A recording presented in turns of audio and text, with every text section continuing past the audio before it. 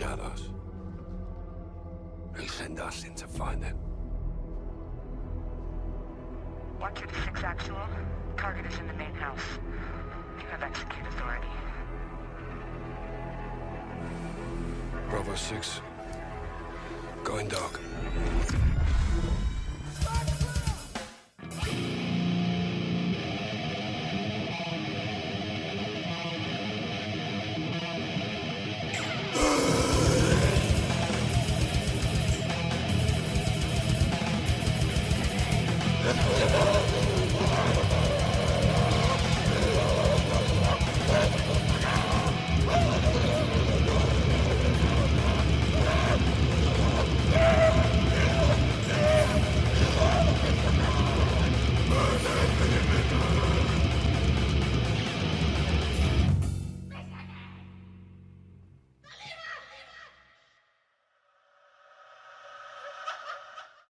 All right. All right. I should be live. Everything should be good. Hold on. Let me get Discord in here. Let me see. Chaz, can you hear me, buddy? I didn't see you in the chat. No, I'm sorry. I can't hear you, Gio. Okay, that sounds like you can hear me. Let me read the chat really quick. No. All right, so there's a lot of hate already. What's going on, Zombie Bomb? Cheese Vault late cell. You're a no cell, no show cell. Jeez, get in here. I hate this intro so much. I hate you so much. Dude, you're just so full of hate, bro. You gotta let go of that hate. I'm hoping that the stream does not fall apart because Elgato just released their new version of Elgato Wave. And if it falls apart, it's not my fault because I have no idea how any of this works. Nothing is good. You are not live. Well, I am live now. Geez, you have more than enough time to get in here. So what have you been up to, Chaz? How was your weekend, buddy? I mean, I've just been trying to fucking edit. I just got done playing Street Fighter 6 for like 2.5 hours, and it's like, you know, it's way more draining than you might first think. What does that mean? What do you mean by all that? Well, I mean, like, I've been playing a fighting game for 2.5 hours, having to think and shit, right? Yeah. I'm just tired. Like, all right, bro. I feel that. It sounds like fun. Dude, I probably should have played the longer intro so I could like have time to set up all this stuff. Because there's a lot of hilarity going on. So yeah, I think I missed it. What did you do this weekend? Did you do anything fun? Fuck all nothing. Oh man. I mean, that doesn't sound good. I mean, like, that's every day, Gio. Come on. Well, you know, it sounds like you need a little bit of a Jordan Peterson in your life, man. Sounds like you need to clean your room. You need to sort yourself out. No, I do. I mean, I still go to the gym and shit. Well, it doesn't seem like enough, you know? Seems like there's a lot more that you can do. You're not really pushing yourself. I mean, 200 pounds on an incline bench press, is that not good enough? Nope. Of course not. The room needs to be cleaned. You need to wash your penis, bucko, and you know, give me money. Oh, guys, everybody, hopefully there are no issues with this stream. Hold on, dude, I was just not prepared. I was having a heart-to-heart with somebody, and you know, it was necessary, which is why I was late. I don't know what to tell you, but there's been a lot going on. Dude, I was like, yo, I don't even know how I was gonna do this show or how. Well, I want to hear my own voice. Let me set up my Elgato thing. Hold up. All right, testing. All right, there we go. Here, I'm gonna lower how much I can hear myself. All right, I think this is okay. In my own ear. So if you guys hear doubles, let me know. That goddamn Jordan Peterson voice is annoying. Brandon Worrell, yeah, dude, my bad. I will never do the Judas Peterson voice again. If that is what you guys want. Dude, this is not working. All right, whatever. I'm getting rid of that shit. Chaz goes to the gym, stares at himself in the mirror, then goes home and eats peanuts. Oh, this is a very serious allegation levied against you. How do you plead, Chaz? I mean, I don't have peanuts. For no reason, you are bearing false witness. Prepare to go to hell for making up lies against my co-host here. I mean, I don't think that really deserves like a go to hell kind of sentence. I think it does. It's just lying about like eating peanuts. It's not that big a deal. A lie is a lie. Let me go ahead and share my window projector thingy. Let's see. Let's all harass Cheese to get his fucking ass in here and quit being so fake. Get in chat, you fucking fake. I mean, sometimes people just don't feel like streaming, you know, like that. It's well, fine. this is what he wanted. I did this for him because I was happy doing it on Tuesday, and then I moved it, you know, for his benefit. Yeah. And then this is what he does. This is how he repays me. He's just a no-show all the time. It makes me sad. Makes me very sad. I just. Let me go ahead and make sure that we are live all over the internet. Okay, it looks like we're good on Rumble. Let me go ahead and check. Dude, I can't even check BitChute. I mean, I guess I can check my homepage really quick. So BitChute, for some reason, was able to circumvent my ad block. It's weird. It's like the only website that's able to do it. Like YouTube doesn't even successfully counter the ad block. So, oh man, where do we begin? There's been quite a bit going on all over the country, all over the world.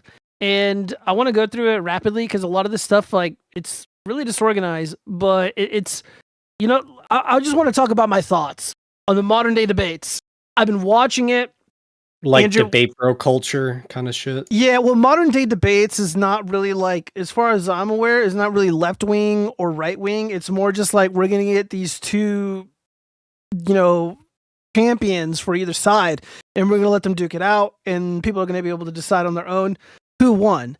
So Andrew Wilson went up against, I don't remember who, but he just completely destroyed. Oh, he went up against my old debate partner, Craig, FTE, who I will be having a conversation with on Wednesday at some undisclosed time. Whatever works for him. I was kind of peeved at some of Craig's behavior towards me, but there's no real animus there. There's no real angst or anger or resentment there. Maybe just a little bit, because he likes to really debate the flat earthers. For whatever reason, people in the scientific community really hate these flat earth kids. And what I told the science guys is like, look, you guys have a bad attitude, and you guys are saying really mean stuff about these kids, and this isn't how you win people over. This isn't how you change minds. Wait, whoa. You're telling me that constantly yelling and calling people retards isn't how I get them to be on my side? Correct. 100% correct. Jesus fucking Christ. I'm sorry, like, this is actually really big. Fucking Zombie Bomb just sent me, like, a big fucking Cash App, like, thing. I'm like, fucking why? Like, Zombie Bomb, like, do you have anything to say for yourself right now? What did Zombie Bomb send you? $150 telling me to take my socks off. She's sending me money to strip, man. Well, you have to take a photo of your. No, I'm not sending anyone feet pics into the Discord. Dude, if somebody in the chat sends me $50, $100, $150 for photos without the socks on, they're gonna get it. Okay, no, I am an entertainer. This is what I do. Look, you could be a little dancing monkey all you want. I have my fucking pride and dignity. Look, I have that too, but the chat comes first. The subs come first. The viewers come first. The only one that matters when it comes to who comes is me. I don't care if the bitches don't come. Well, there you have it, chat. There you have it, chat. You know, me being principled wants to give the people what they want, and Chaz clearly does not. So make that of what you will. Now Zombie Bomb is rebuking me. Look, Zombie Bomb, you're the one giving out this money for feet pics. Okay, so I don't. Well, no, she didn't even say send me a picture of it. She just told me to take them off. Oh well, I mean, if that is the request, I can remove them off camera, of course, and I'd be like, hey, my feet are naked. It to me. She sent it to me. I like I'm pretty sure Zombie, of all the people to get feet pics, like, I don't think she would want your feet pics. Like, no offense, Gio. What's wrong with my feet? I have adorable feet. I got happy feet. Now I am offended. The penguin movie. Pretty much, yeah, I know, right? It's a good reference. It's a good reference. Yeah, let me see if Cheese messaged me back. Dude, Cheese, stop being so unbelievably fake. You are being fake. Oh my god, why are you fake? Sad face. Okay. Well, the show must go on. Yeah, so the modern day debates. Craig, my old debate partner, got completely schooled. I was actually arguing with somebody about the moon landing in a personal server of mine, just for people that I know. And they were asking me about my stance on the moon landing. And it's like, look, I'm a philosophy guy. I'm a logic and reason kind of guy. And I made my case logically, of course. And the person that I was arguing with, they were saying a lot of words. Now, I got a problem with somebody who wants to be overly verbose because I'm a simple man. You know, I'm well read. Brevity is the soul of wit. Okay, Shakespeare. You know, so this guy's using all these fancy words, and I asked him, "Well, what does cognitive dissonance mean?" And he was not able to answer. I've heard that term. It's one of those. Yeah. I've heard it. I could not say what it is. I don't know what it means. Yeah, but you wouldn't get into a debate with somebody and use words you don't know, right? Or at least I try not to. Like, there are some words where you understand how it's supposed to be used in a sentence, but when they suddenly ask you, "Hey, what does it mean?" You kind of go fuck, what does it mean? Right? But yeah. But the point is, it's like, look, if you're gonna be going into the arena of ideas, you really should not be using words that you don't know what they mean. Because you're going to look stupid if somebody calls you out on it, especially if they know you. So I know this guy. I know he tries to pretend to be a little bit more sophisticated and smarter than he is. So I asked him really quick. I'm like, well, what does this word mean? Can you tell me what this means? You're using it. You should be able to explain what it means. And he wasn't able to. Again, so these are the kind of people that try to come at me for my personally held beliefs. And Craig did this. He did this in the debate. And again, this guy, apparently he's been to space. Okay, so he's a veteran in his country over in the UK. And again, he's not a dumb guy. But he was doing this shit and he got called on it. He said something like, I forget the context. Oh, okay. So he used a word called normative authority. And he kept saying this. Andrew Wilson was his debate partner. And Andrew Wilson asked him, well, what does normative authority mean? And he got pressed on it really hard because Andrew Wilson is kind of he's a rough guy, so he'll press you, he'll call you out on your nonsense. He didn't know what it meant. It was pretty embarrassing. Yeah, so I humbled him.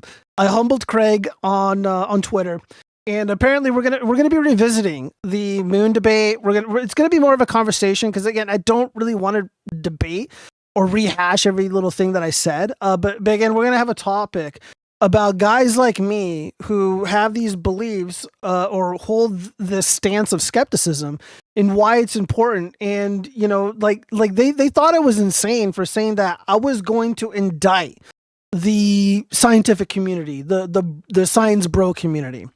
And when I said that, they laughed at me. And then we had the debate. And obviously people were really riled up because they ended up following me on Facebook. They followed me on Twitter and they kept attacking me. And eventually you get out of them what you wanted them to say or what you wanted them to do. I wanted to expose these people. I wanted to impeach their character. And I certainly did just by allowing them to attack me. They were saying all kinds of crazy stuff. Like they were calling me like some right-wing Christian chud, MAGA chud, whatever, saying I want to ban books and stuff. And I had to correct them. I'm like, well, these disgusting creeps in the public school system, they want to put pornography into the hands of children. They want to give porn to these kids. And I'm against that. And they were all for it. And I'm like, this is who I'm arguing with. These are the people that I'm debating with. And I was like, and I told Ozian Talks, the guy who kind of set it all up, why don't we have a debate on this? And he's like, no one's interested in that. I'm like, well, dude, everyone's pretty passionate about it. And I would win. They were like, oh, well, they weren't giving it to kids. And I kept, boom, boom, boom, receipts. And they weren't able to handle it, man. So they ended up looking really silly. And then, of course, I got another debate partner of mine after Craig. Basically, I brought it up. I'm just like, look, if it was up to you, what would you do to guys like me who say that the moon landing is probably a hoax? And he's like, I wouldn't allow it. They would put us in jail. Like, Yeah, that's So they want to say that I am pretty- crazy. They want to say I'm a bad guy, but they're the ones saying that they're okay with putting pornography in the hands of children. They're the ones saying they want to put me in a prison cell. They want to put me in some FEMA camp because I don't want to say that the moon landing happened as reported or as documented by the regime propagandists, by the, I'm not going to go along with the regime approved narratives about the moon landing. I don't really care about this boomer lore. And my whole stance is I think people have a right to be skeptical. People have a right to think this out, even if they're wrong. People have a right to be wrong. And now if it was up to these guys, these priests of evolution, these tech bros, these science bros, if it was up to them, they would put us in jail, they would round us up, and they would censor our lawful speech. And they would make us worship at the altar of Darwinism and Buzz Aldrin. And I'm just not interested in living in a world like that. And we're going to talk about that on Wednesday. And my favorite debate, the one that I've been waiting for the longest time. It? I probably will, yes. Okay. The one that I was really excited for was my old friend Pisco going up against my good buddy Sean Fitzgerald, or the actual Justice Warrior. And he got his butt handed to him. He got completely just blown the fuck out. And it was embarrassing because Sean had complete control of the conversation. He was calm. He was collected. He looked cool. He was wearing a little leather jacket. And Pisco was like fucking seething and shaking. And he was like swearing the entire time. He's like, effing this, effing that. And he was just like, I'm like, dude, you sound like you're a politician and you're not. You sound like you're on some panel, on some CNN panel, and you're not. You're at a debate conference. You have your debate partner right next to you. You can chill out, dude. Like you're going to be okay. And the topic was both of these guys had to make a case for two candidates or two political figures, Trump and Biden. So who had the better policies? Trump had one term, Biden had one term. Who was the better president? That was just essentially just exclusively their first terms, not looking at anything Trump has done recently. Yeah. I mean, if you really wanted to go over what Trump has done recently, I guess you could, but I mean, that wasn't really the point. And dude, like Pisco just like instantly starts like talking about like Eric Adams and starts like freaking out, just going gorilla mode over like some drama in New York. It's like, dude, who cares? Like he just lost. Like Pisco, like it would have worked if he was going up against somebody a lot less intelligent. Because it kind of reminded me of my strategy, because like Craig and Ozzy and Tox and a couple other guys that I debated about the moon. My strategy going in there, because again, I am not a rocket scientist. I'm not, an engineer or anything like that. So my goal was to impeach science and to promote the right to be skeptical and use philosophy and logic to prop up my point and to give credence to my stance, give it some sort of legitimacy. And Pisco's theory, in my opinion, was he was going to essentially impeach Trump, current day Trump. And it's like, well, that's not what the debate was about. At least when I did what I did, we were on topic. It was about the moon landing. It was about being skeptical of the regime approved claims about what transpired on the moon, decades ago. So it was really trippy to see. Cause like when I debated him, I was hungover. I had no prep whatsoever, and we debated election integrity. Then we're going to pivot to J6. And when it came time to do J6 stuff, he just kind of chimped out and left because he's a coward. Which is fine. Like I get it. Like I'm not the easiest person to debate. Because when I'm comfortable debating, that means I'm in it to win it. I think I made a really good case, and I feel like as time progresses, my case just grows undeniable that I'm just right on the mark. And, as I keep doing these streams, like the things that I've said on here are coming to fruition. The predictions that I made are coming to fruition. I believe that President Trump would be an excellent second-term president, and that I don't really think we have a lot to worry about so long as we do our part. And I think I don't like speaking for my fellow contemporaries, but I think it's fair to say that President Trump's second term is exceeding everybody's expectations in a really great way. And like even myself, who was reliably able to predict the trajectory of this second term, I am surprised in a good way. I am overwhelmed with joy. And I think a lot of us need that. And we need to, get our act together, because here on the Watchfrogs, it's not just politics. We do finance, we do crime, we do real life here. And so I'm just here to promote knowledge, man. Promote the right to think differently. Put yourselves out there and just be real with you guys, because there's not a lot of people like me out there. I know guys like Mr. Sen are trying to do the whole like, oh, I'm a nuanced bro, whatever. And now he's like going up to Elon, and he hella switched up. Me and a buddy of mine, me and her were talking about it, and I'm just like, dude, I'm out, man.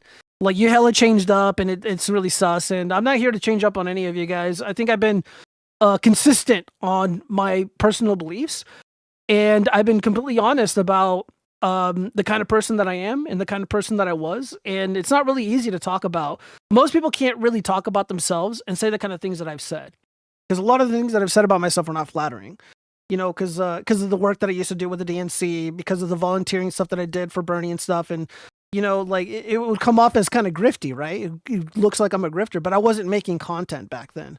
That's just stuff that I did. And, and then of course I grew as a person, and, we don't need to rehash all that, but like, I just keep it 100.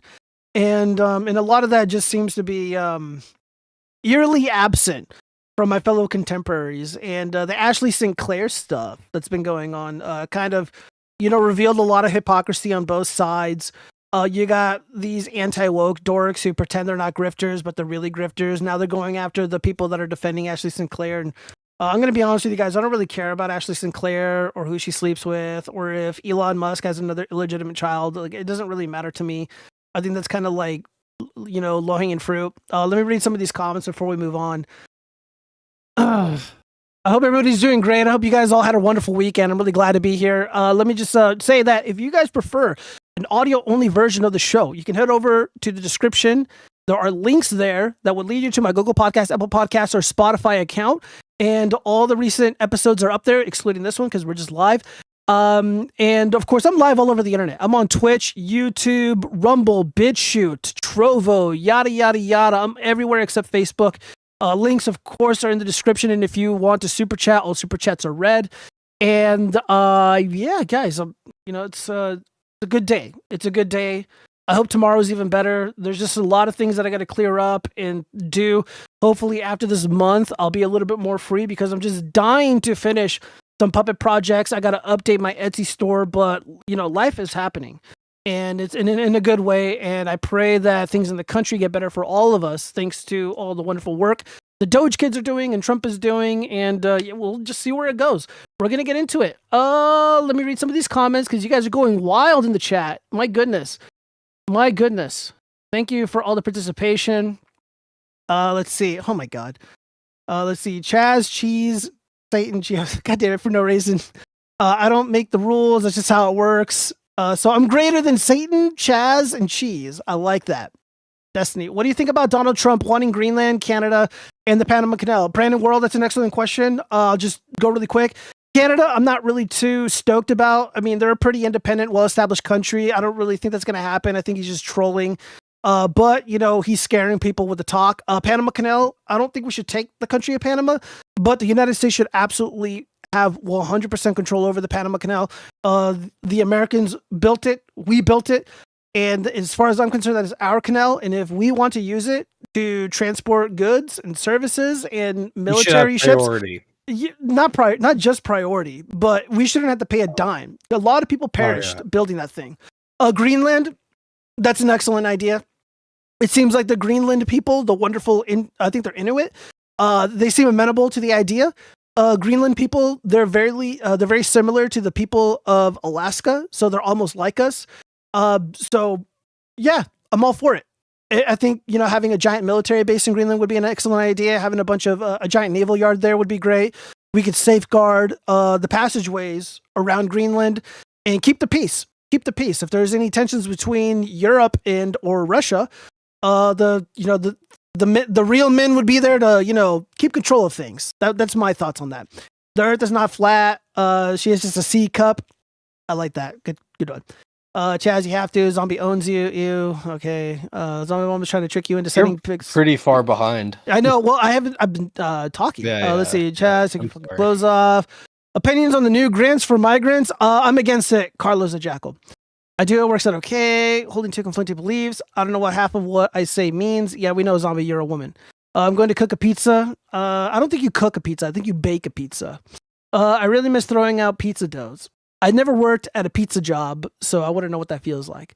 Okay, it's in the oven, based. What is it? Tombstone? DiGiorno? You gotta let the chat know. I want to put Gio in jail for other reasons. Disavow. Let's see. Blah, blah, blah. Bro, you're at DebateCon. Settle your cock. Shut up, Flash Case. Fucking bitch. No, I'm kidding. Darn it. I'm trying not to cuss. But, you know, when you're a street guy and you got a potty mouth, it's so hard to control yourself. I'm going to do my best.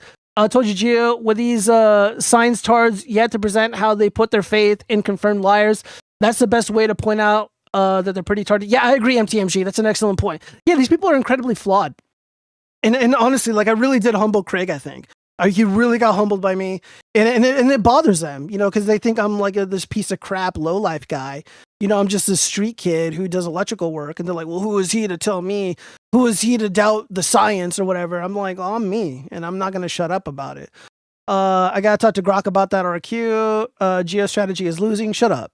Geo, I still think you need to use your puppets when you debate. It's the only way anyone is going to take you seriously. Look, I'm going to have it on my lap. I'm going to try to figure something out. Do the marionette dick dance you were talking about. If I want to get banned and ruin my life, sure, I'll do that. Gio's so mad that we have mirrors on the moon and that radios can be Shut up. I'm not going to read that, Flash Case. You're just spewing anti-Semitic nonsense in the chat. I disavow. Gio would lose control and do not safe for work stuff to the puppets. That's why he's always late. I like how he's hung up his purses behind him. I'm not going to address that. Trump taking over Gaza really bothers me, though. But yeah, we should try to improve our lives, learn things, seek wisdom, seek health. Look, the Gaza stuff doesn't sit well with me either. I want nothing but peace and prosperity in that region of the world. I don't like the rhetoric that is coming out of Trump's mouth. I would like for the Ukraine stuff and the Gaza stuff to blow over so we never have to hear about it or deal with it ever again. I'm just, as weird and cringe as it is to say, I'm trusting the plan. It is a little bigger than all of us, so I'm trusting the plan and hopefully peace prevails. Yeah, purses too, then whatever. Let's see. Chat's full of haters right now. True. Am I the only non-hater? Kite and Chaz, yes. I hate you, Kite and Chaz. God damn. Damn, dude. Everyone's drinking Haterade this evening. I like it. What sort of cooking qualifies? Are you always talking about stupid stuff? Gio has a potty mouth. That is true. Puppet on Gio's lap during debate. So what Zombie says, Gio is playing XCOM 2. I wish. It's a great game, by the way. Great game. Have you read my Schizo Shit is the best thing ever? I don't know what that is. Haven't you ever read my Schizo Shit is the best? Ignore Gio with us.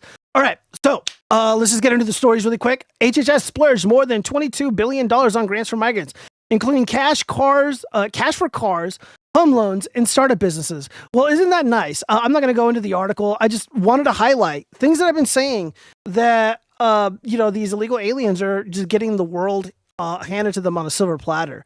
And how unfair it is for regular guys like us who work for a living. It would be nice if the government handed me cash for a car. That's pretty cool. It's a great deal. I've never gotten one. I never think I would. Home loans. It is nearly impossible for people to get qualified for a loan or to get a loan with a competitive interest rate. It's just not happening. But if you're an illegal alien, there's billions of dollars on the table for you. And now they're even given money to start up their own businesses. So while many businesses are shuttering, even big ones, they're shuttering and laying people off. Illegal aliens are given billions of dollars to start up their own businesses. So this is why we need a Trump. And this is why I am so in favor of Elon Musk coming in with the Doge kids, putting an axe to the whole thing. And I don't have it on the docket right now, but there has been massive legislative wins on the federal level. I think the appellate courts or one of the, I don't know. I don't remember which specific courts. The one that Judge Chutkan is on, and Judge Chutkan she's one of these rabid communist, foreign-born judges who has repeatedly been antagonistic towards Trump. She even had to kind of seal the nix on this, and literally just hours ago, President Trump received a lot of these wins. So this is happening, guys. A lot of this stuff is going to be axed A lot of the stuff is like it's over. The grift is over, if you will. And the fake news industry, they're talking a lot about, my constitutional crisis. President Trump doesn't have the authority to fire these people or to put a pause on this funding, and that's just not true. That's not true at all. President Trump is allowed to fire anybody within within purview of the executive branch. Fired. Yeah, and again, the whole thing is just weird. The more that you think about it, like they fire this guy, and then the courts step in, and then they say, well, he's unfired, and now he gets to go back to work. That doesn't make a lot of sense when the president of the United States does not have faith in a lot of these executive employees, a lot of these agency heads, to remain in their job when he doesn't think that they're fit to do so. Again, that's not the purview of the judicial branch. And even then, a lot of these justices within the federal government or at the federal level, they weren't created or put in place by the Constitution. They were put in there by Congress. So no, there's just so many layers to this. But the good news is that like a lot of the TROs, the temporary restraining orders, are being lifted, and Doge is able to continue. Doge is kind of like a virus now. They're all over the federal government. So they've already gotten the EPA, the Department of Education. I think they're dealing with the IRS right now. They're really heavily scrutinizing a lot of the data there. I haven't gone through it. And from what it looks like, a lot of people who are deceased are receiving Social Security benefits. People that are 150, 200 years old. And it's a lot of them. So there's hundreds of millions of dollars. Maybe it's in the billions. I don't know. I don't think anybody really knows. So yeah, it's just something to be mindful of. Let's see. This is a really good one. Keep in mind, here at the Watchfrogs, we expose nefarious activity going on around the country and the world. Breaking 911, Reuters was paid millions of dollars by the US government for large-scale social deception. That is literally what it says on the purchase order. Now we know why the left is in total panic mode. The walls are literally closing in on massive scams. Guys, this is from USAID.gov, USAspending.gov. So Reuters, like the website, this is what it says. This is what it says. Unbelievable. Unbelievable. They paid for this. So when we called the news fake, this is really what we're talking about. They think we're just sour grapes. They're like, oh, well, the reality has a liberal bias. No, it doesn't. No, it does not. Yeah, this is pretty bad, man. This is active social engineering, aka a psyop on the American people paid for by DOD. When do the criminal trials commence? Yeah, I agree. This is a lot of money, man. This is a lot of money. And we didn't consent to this. We didn't ask for this, but it is happening. Oh, gosh. I say we deport any brown people like Gio. Shut up for no reason. Let's see. Kay says, what is little bro rambling about? I don't know. Gonna have to deport him if he doesn't finish his work on that Chaz puppet we keep requesting. Chaz, you should apply for a job in DC and get one of those cheap condos that are on sale there right now. That'd be fun for the warband. Send me Zillow links. I'd like to see that. Let's see. Hola, my Latin ex brothers. What's up, Pixie67? My walls are closing in. All right, K6 is being a hater, but it's to be expected from a ripetard. All right. So the meltdown continues on Reddit. So this is from R Confessions. Great poster, Reddit lies. He reports. This is from a post from Agile Mistake. The current state of this country has me panicking. I'm having panic attacks left and right. Somebody please tell me you that relate. I'm reading it as it is. Somebody please tell me you that relate. It's becoming super hard to function in society. It's hard to go to work. I've called out like 4 times in the past month. I can't just ignore everything that is going on. I have no idea how some people can just act like everything is okay. Nothing is okay. Are you guys worried at all? Is it interfering with your life at all? Please help. I can't live like this anymore. Chaz, let's just imagine that you're a boss.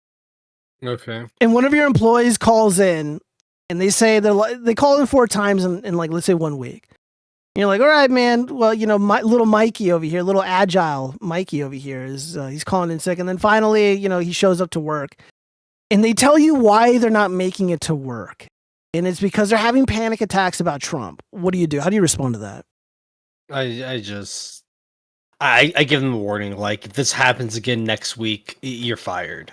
Just like I don't care. Right? Like, a lot more fair than me. like, you know, it's like either they get their shit together or they don't, and then they're out. You know, like, you know, given the stern, fair warning, I think that's fair. But like, you know, if they do it again next week, then I really know. Okay, yeah, get them out of there. But yeah, I don't know. I mean, if I could find cause to fire them, I probably would, because somebody like this really shouldn't be working with me. I have very little patience for fuck ups. I mean, but you're not wrong. Though. I think legally speaking, you're right. Whoa, Geo, you have little patience for fuck ups. Yet you've been streaming, like you've been letting me stream with you for like a year now. You have a lot of patience for fuck ups, bro. You're not a fuck up, Chaz. You're wonderful. You know, people like you. I'm a total fuck up, bro. No, no demoralization, no demoralizing behavior on this stream. This is a positive, friendly, amazing stream. No negativity unless it's about ISOM or Eric July. No, man, you're good. But no, I think you're right though. Your approach is really well measured. Yeah, like it's legally, it's just like, yeah. Look, and a guy like that, I really doubt that. Oh, they're definitely gonna suddenly get their shit together. It's like, you know, legally you say it's cover your ass, but deep down you're just like, oh, please keep doing it, please. I want any excuse to get you out of here. Yeah, replace them with somebody who's good. Exactly. Oh god. Replace them with someone who loves Trump. Exactly. Let's see. Oh, what is this? Oh, dude, this is pretty funny. This is pretty damn funny. I couldn't ignore this. So, Papa Barris writes also at Barnes Law. He said every A quality poll shows blah blah blah. Sorry, not sorry, bro. It costs us dude $358,000 to find out the election consortium. Propagandists like Nate Silver are full of crap. LOL. Dude, talk about massive L's. This guy probably took some of the fattest L's in election betting history. Let's hear him out. I'll tell you what I'm doing this afternoon. I'm going to bet $358,000 on Harris because on Polymarket it's 62.38. Because my observation is that the people who go to these betting sites tend to be younger, tend to be more male, and they're much more Trump. The statistics in the polls, every A+ quality poll shows. Oh my God. Why does it do this? Shows it is a toss-up within the margin of error with a slight advantage to Trump. So if I said to you, Steve, I'm going to flip a coin, you have to pick heads or tails. If you bet $1, though, you're going to get $2.90 back. You would take that bet because say it's a 50% or close to 50% likelihood, but the payoff is 2.8 to 1. On a risk-adjusted basis, you're getting free risk-adjusted return. If I win, I get $1 million back. So even if the edge is to him, on a risk-adjusted basis, it's a great bet. No, it wasn't, bro. Like, dude, this is what happens when like guys like me who know strategy, know political strategy, who actually worked in the industry, when we bet, like people who know better, like we win. And I put my money where my mouth is. And I made that video where I think the title of the video was like the smartest predictions for the 2024 election. And over 95% of my bets paid out a lot. And the two main things that I got wrong, I thought Larry Hogan would win. I thought Carrie Lake would win. Unfortunately, they didn't. Really sad, but whatever. Other than that, Trump won everywhere. My candidates won everywhere. It was a bloodbath. And, you know, when you're just reading the polls, you know, you're just reading the surveys, you know, you're reading the studies or whatever, like a lot of these douchebag debate me bros like to do. What about your intuition? You know, what about logic and reason? How about, you know, going out there and studying and understanding the political landscape, the ever-changing political landscape? They didn't do any of that. They were relying heavily on regime media propagandists like Reuters, which is all fake and paid for by USAID. You know, Ann Seltzer, who we roasted was paid for by USAID. Was paid for by USAID. Was past tense. If you're going to rely on these people, you're going to lose all the money. These people lost a lot of money. and they act like they're so much smarter than us. They act like they're better than us. I mean, just listen to the smugness in this guy's Statistics and the voice. polls, every A+ quality Yeah, poll dude, you're so smart. My shows polls, it is a toss-up my within the margin my of error science, with a my slight science. advantage. Fuck off. I knew you'd say soyance. Yeah, right. You're so I know. predictable, Geo. Well, dude, like you can't separate the soy from the science anymore. Like that's just how it is, man. You know, like people are moving to the respective corners of the internet, and the people who are like, I fucking love science. They're throwing in with the soy boys. They're throwing in with the bugmen like Destiny. That's tiny, if you know what I mean. Which is really a shame because I think science is good and important, and I'm very grateful for all these wonderful machines which were given birth by science and engineering and all this wonderful stuff. But like, dude, they've gone dark. They've gone to the dark side. What can I say? I love how Fslur calls me a ripetard for defending him from someone who wants him doxxed and harassed. Okay, I've never said I wanted those things. You're a liar. The feds got him. I don't take voters seriously. Don't care what side they say they are on. I do. If somebody's like pro Kamala Harris and they start saying a bunch of nonsense, I can't trust that person. That person wants to put me in a camp for not wanting to wear a mask. That person wants me to be pumped full of pharmaceutical products against my will. You should take it seriously. This whole politics doesn't matter or whatever, like it's all pointless. I just think you're wrong. I think it's important to challenge these people and to call them out. And I do think it's important that many people get involved in politics before politics gets involved with them. A lot of people, they believed what you believe for no reason. They didn't want to get involved. And then we were at a point in history, in American history, where, we were on the precipice of being put into camps for refusing to be pumped or injected full of drugs against our will. This is the future that they want for us. Your kids will not be going to public schools if you do not pump them full of drugs. You will not have a job if you don't pump yourself and your family full of drugs. This is the world that they wanted. And if that was the world that if they were able to create that world, a lot of us would be thrown out on the streets because we wouldn't have jobs. We would go hungry. And then the government wouldn't provide food stamps or, housing assistance or anything unless we get pumped full of drugs. This is the direction that the country was going in. So you guys have to get involved. Get involved with the school boards. Register, people that are base and red pill to vote.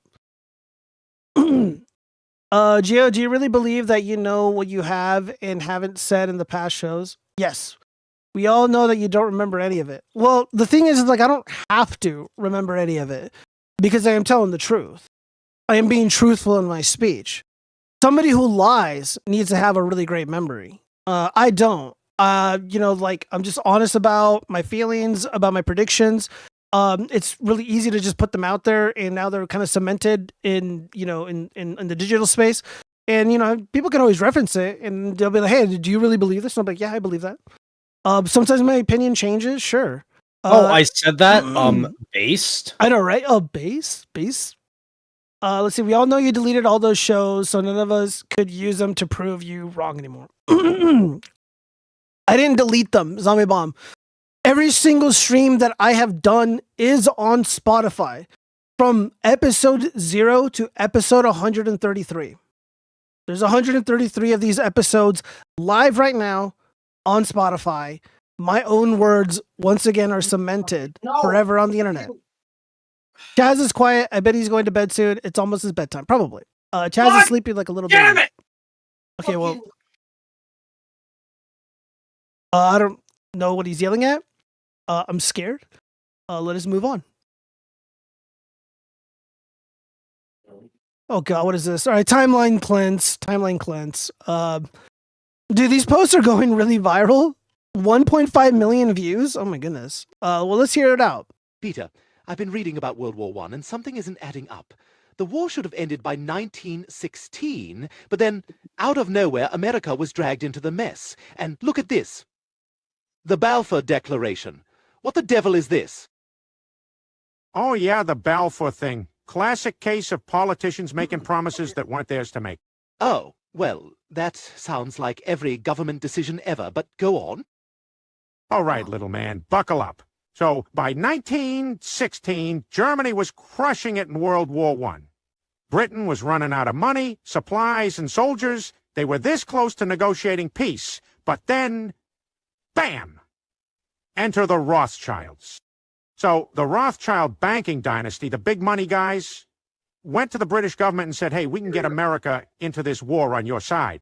And what, pray tell, did the British have to do in return? Oh, nothing major, just, promise Palestine to the Zionist movement. Wait, what? Britain just gave away someone else's land to get America into the war? Yep. Classic Britain move. They wrote it all down in the Balfour Declaration. A letter from British Foreign Secretary Arthur Balfour to Lord Rothschild, basically saying, hey, buddy, we'll support a Jewish homeland in Palestine. Just help us win this war, okay? And just like that, instead of the war ending in 1916, it dragged on for 2 more years and got millions more people killed. Exactly. And when Germany finally surrendered, they got obliterated by the Treaty of Versailles, which left them in ruins and paved the way for World War II and Hitler's rise. And when Germany saw the Balfour Declaration and realized they were stabbed in the back, they became, how should I put this, a wee bit resentful? I mean, my God, Peter, the amount of manipulation here is astonishing. We also need to talk about how the British simultaneously promised the land to the Arabs, but we'll save that for later. For now, here are some screenshots of the Balfour Declaration, if you'd like to read it yourself. Peter. Dude, like, the caption here is, insane things are happening on TikTok right now. Like, I feel like this is more of an effective way to communicate historical facts than what is being afforded by the public education system. This is so goddamn funny. I was just like laughing my butt off. Like, I'm gonna be honest with you guys, I don't really think I learned any of this when I was in high school or middle school. It was all just like German people bad, America bad, Trail of Tears, give them money, and I'm just like, okay. Yeah, this is really weird. Oh, what is this?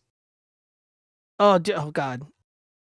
I can't. There's some of I can't even read some of this stuff. It's really offensive. But yeah, this is happening. Really damn funny. I remember this video. Geo cooler with the Rothschilds. I want to know if Chaz is okay. I don't know what Chaz is doing. It could have been his dog. His dog. I'm fine. Fucking fine. Are you okay? Yeah, I don't want to fucking talk about it on stream. All right, buddy. So I'm gonna get really fucking pissed. Okay. We'll talk about it later, man. I got you. See, having Peter explain this is probably a good way to convert normies. Yeah, probably, Buckaroo. Imagine Peter reading the Bible. People would feel familiar with it. You know what's funny? Is like that actually might work. Again, the video went viral, and this is like another dude, there's like 3 or 4 of these that have gone viral already. What is this? I'm not gonna watch that. The Rothschilds got him. No, guys, no Rothschilds comments.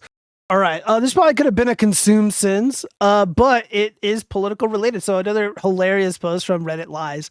The Disney adults can't handle someone wearing a MAGA hat at Disneyland. So our Disneyland, Jesus Christ. So Anon Mku, political clothing. I went to Disneyland yesterday and saw a family dressed in all MAGA attire, just casually going to the park. Is that something Disneyland has always allowed? I was under the impression that they didn't let people in without changing clothes if they wore something controversial. Well, yeah, but it's not controversial anymore. I wouldn't even think it was controversial beforehand. I've never been to Disneyland because, again, poor kid, street guy, whatever. I never went. I never had the privilege of going to this magical kingdom, which actually sounds like hell.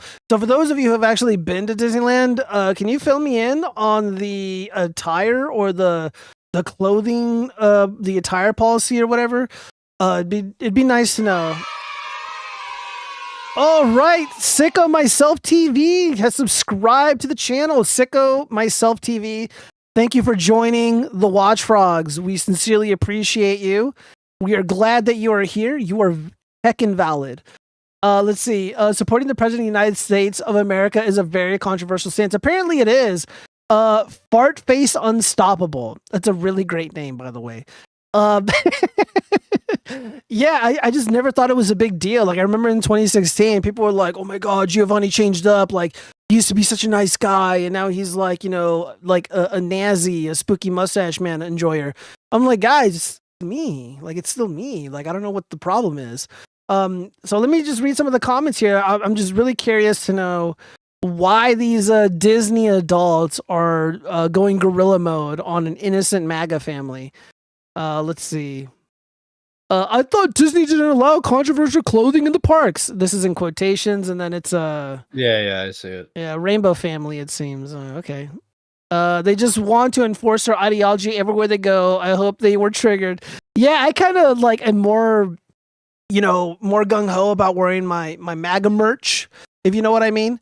I think that's dude, just to ruin someone's day. Like, I think that'd be so funny. Like, dude, just imagine like you go to like, you know, like a McDonald's or something, and you're just wearing your MAGA hat, and then like the person over the counter just starts like going guerrilla mode. Like, guys, it's not that serious. No one ever got upset over the Biden Kamala Harris hats, but then again, nobody supported those candidates because they're losers. I'm a friend from your ancient history. Well, fart face unstoppable. Hello, my friend. Thank you for joining. Let me see. I want to see what some of these comments are saying. Controversial. They have no clue who the person is that's making it. So, yeah. Making America Great Again is controversial. Do these people hear themselves? Half the country holds controversial political views. I don't think controversy works the way she thinks it does. The sitting president is not controversial. I can't say that word. The MAGA attire in question was probably just flag apparel too. Let's be completely honest. Yeah, it's like a Blue Lives Matter t-shirt. And they're like, oh, this Trump gear. Oh my god, dude. Like, again, I'm not a jealous guy. I don't get that upset about things.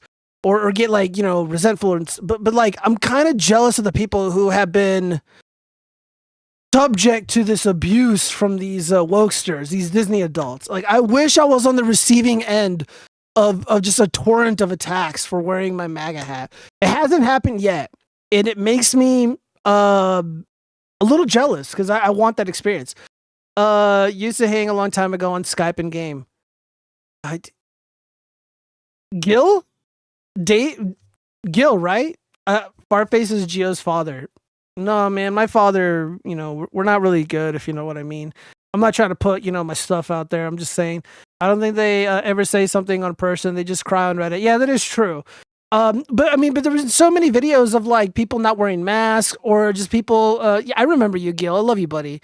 Dude, like when we played Dota 2 and when I was like, when my voice, before I got sick, I had a really high-pitched voice. I was like, there's nothing we can do. And he was doing that voice for like 10 minutes. And I was just dying of laughter. Everybody was, we ran out of breath because we were laughing so hard. Oh, man, those are the days, man. You're like, based on his HP and my HP, there was nothing I could do. Oh, man. Oh, dude. I'm pretty like, sure. I think back on like some of like my most like moments in my life that made me just die of laughter.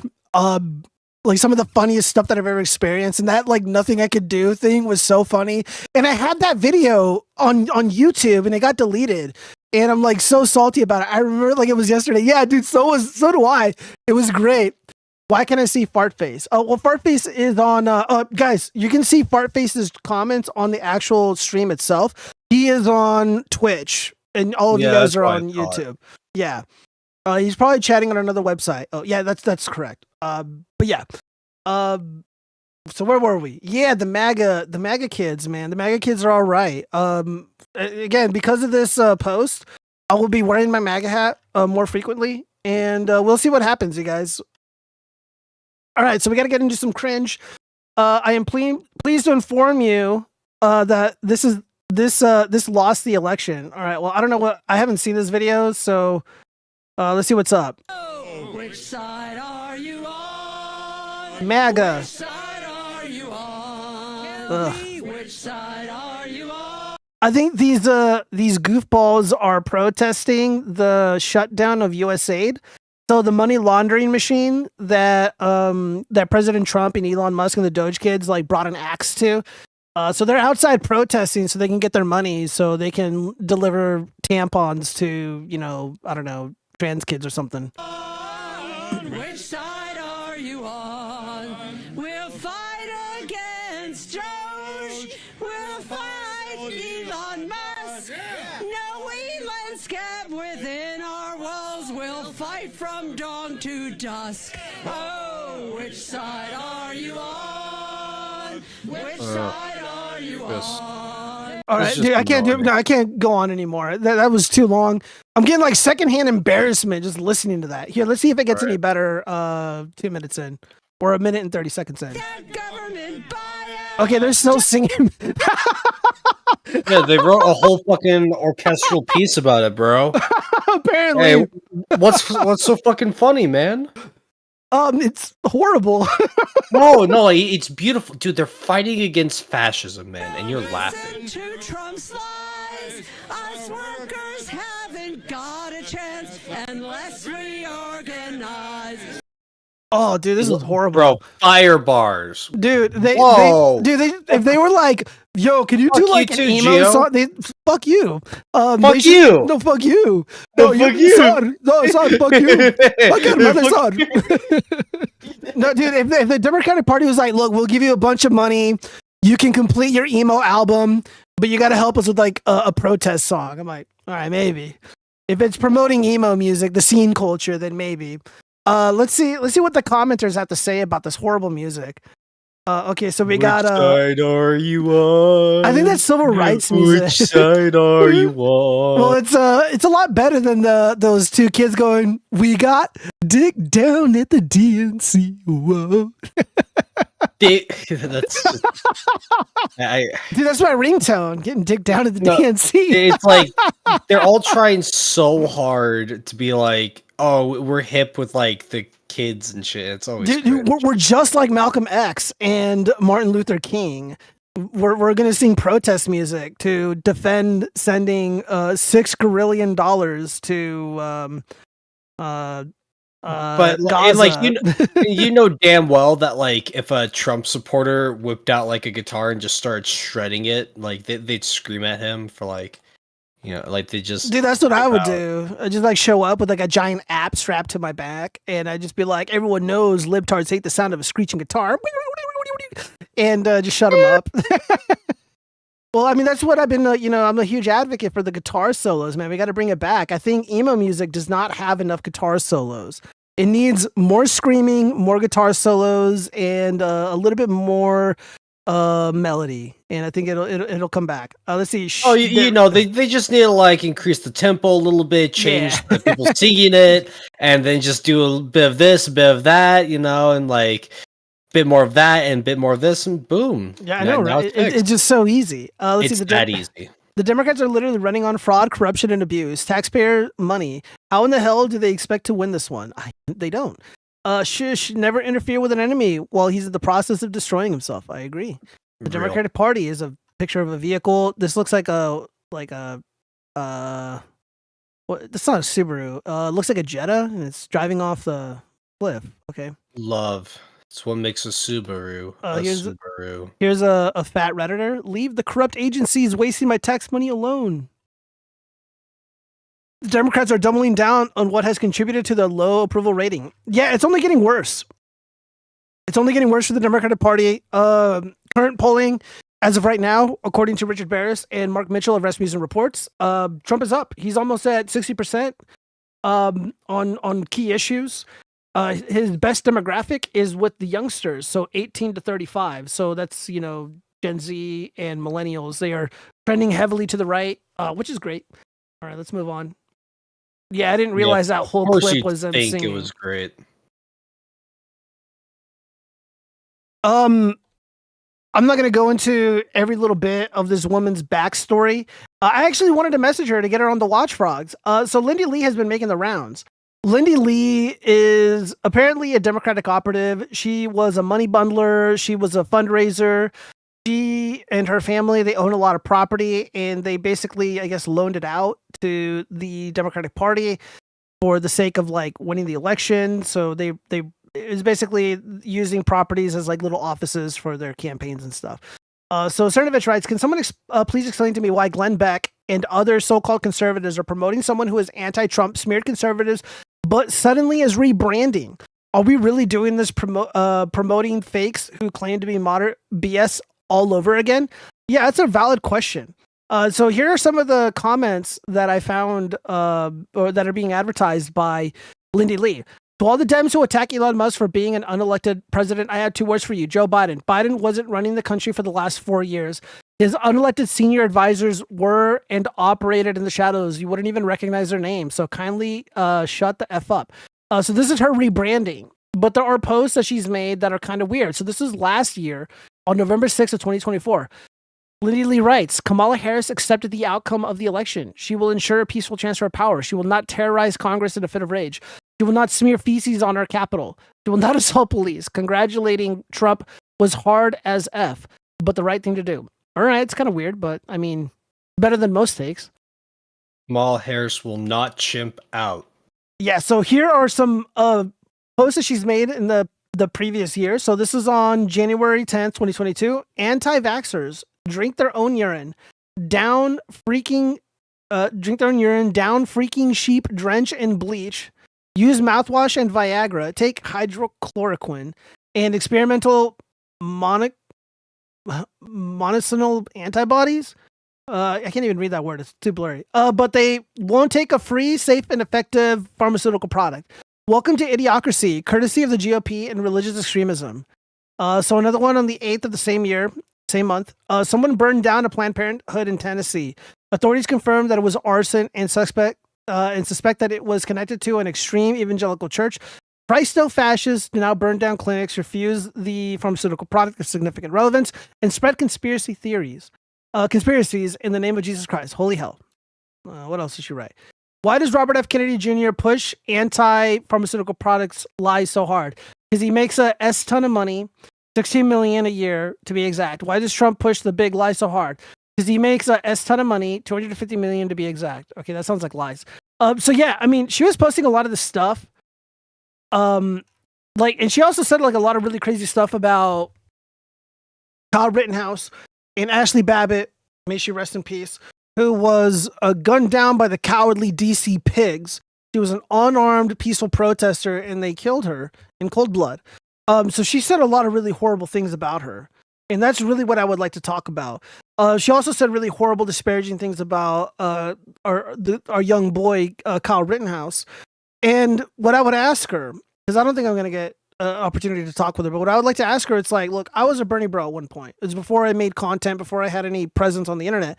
And then, of course, in 2016, my guy lost, but I ended up meeting conservatives, going to some Republican events, and even seeing Trump at Treasure Island. Well, kind of. I didn't really get to go in, but I tried. And I was You heard it here, folks. Gio Yeah. tried his hardest to get in Trump. That is true. But I did vote for Trump. I voted for him 3 times.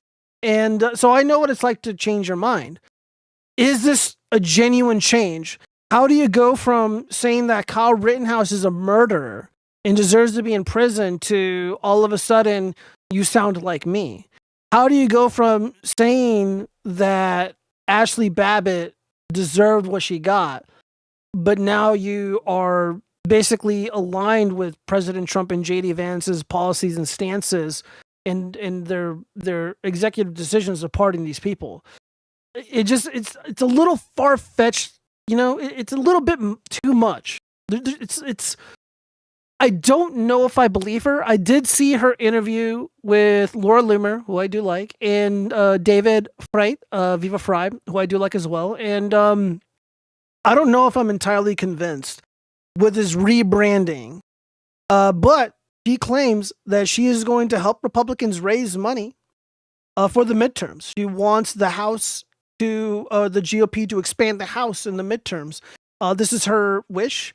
And I guess the rationale that she gave was like she raised millions upon millions of dollars for Kamala Harris, and they ended up squandering the money, spending it on nonsense, and it was a fool's errand to go down this road. And she's pretty butthurt about it, which is why she's kind of breaking ranks from the Democratic Party, from the Democrat establishment, and now she's on our side. If you guys think this is her, if she's being honest, that's fine. But I'm not too convinced. I don't know. Chat, let me hear what you guys think. We want to read it in the chat. Gio has never played us a good song. Shut your mouth. Just stop. To be fair, you've never played a Dachi's theme on your channel, so they got you there. I don't even know what that is. Exactly. Gio would show up with puppets on both hands. That is true. Where is Ma? No taxes on overtime. AC, he's been in office for like 25 days. Can people stop bitching? Jesus Christ. Okay, I am out. Have a good night. But have a good night for no reason. Good night, reason. Up for no reason. Good night. Everyone's saying, we think you're a J. Get off the stage. Okay, that is very hateful, and I have to disavow. Okay, we gotta move on. Let's see. Reuters was paid. Okay, we already went over this. All right, we're gonna skim through a lot of this stuff. Oh, Jesus, I'm just overlapping. Oh man, this is 3 minutes long. I don't want to watch this. Last night, Lindy Lee came on the Lord Loomer Unleashed show to tell the MAGA base why we should trust her despite her long history as a Chinese Democrat operative. Okay, that's kind of unfair because it's not really clear that she's an operative. Well, okay, no, she is a Democrat operative, and she is Chinese.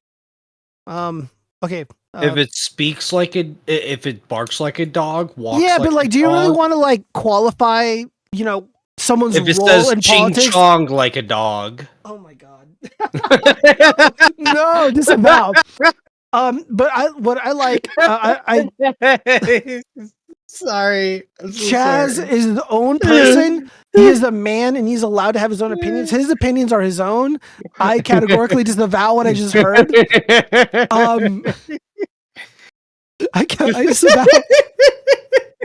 I respect all people all over the world.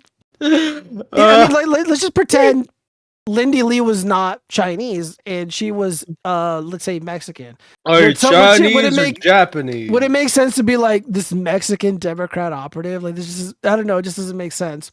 But one of the greater debates surrounding, I'm just gonna play without audio. One of the greatest, the better debates surrounding Laura Lee or Lindy Lee. I haven't slept much in the past. Is whether or not she is hot. Would you would or would not? I don't know. I think she's kind of cute. I spent the majority of my day, and you can see it because she's in the interview okay. with David, I think she's a year or two older than me. I'm not sure. I was wrong to criticize Trump. Yes, you were. Bend the knee. Of my country. Honestly, I'd rather you call me. Get on both knees, right? Am I right? Whoa. Morse code is in the chat. What's up, buddy? The people I love most here. America's given me everything I have. All right, so now she's crying. She also cried on the Viva Fry show, and I'm trying to discern whether or not these tears are honest. Opportunities. I would die for this country. That's just the truth. I have nothing. I can repeat it over and over again, but this is the truth. I mean, she's more patriotic than me. I'm not going to die for this country. I still think the internationalists have a stranglehold over the system. So if you think I'm going to go die in the Middle East or Ukraine, tough cookie puss, because that's not happening. All right, let's see if we can find images of Linda Lee, and let's put this to bed. If would or would not, let's see. We're looking at media. I don't know. All I'm saying is, yellow fever, it's not a disease to be trifled with. It's real. I don't know. I feel like if I'm at like a cocktail bar and she's there, like yeah, she's gonna get a little bit of cock with her tail. You know what I'm saying? Not disavow. Yeah. Disavow. Yeah. I mean, I don't know. I think she's kind of cute. I don't know if she's married or not. No, I don't see a ring on the finger. There's no ring on the finger. But deal with it, Suggesting that he's sticking the party with Kamala. Yeah, I think I made like I made a joke post. I'm just like, everybody is having this like in-depth conversation as to whether or not you can trust Lindy Lee, but nobody's asking like, what are the colors of like her panties or whatever. I think that's more relevant here.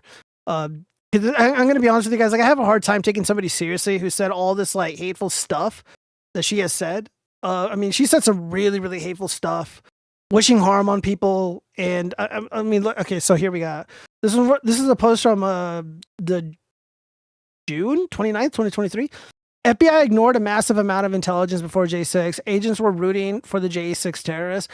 They failed to warn Pelosi and Pence of threat. Okay, so this is just lies.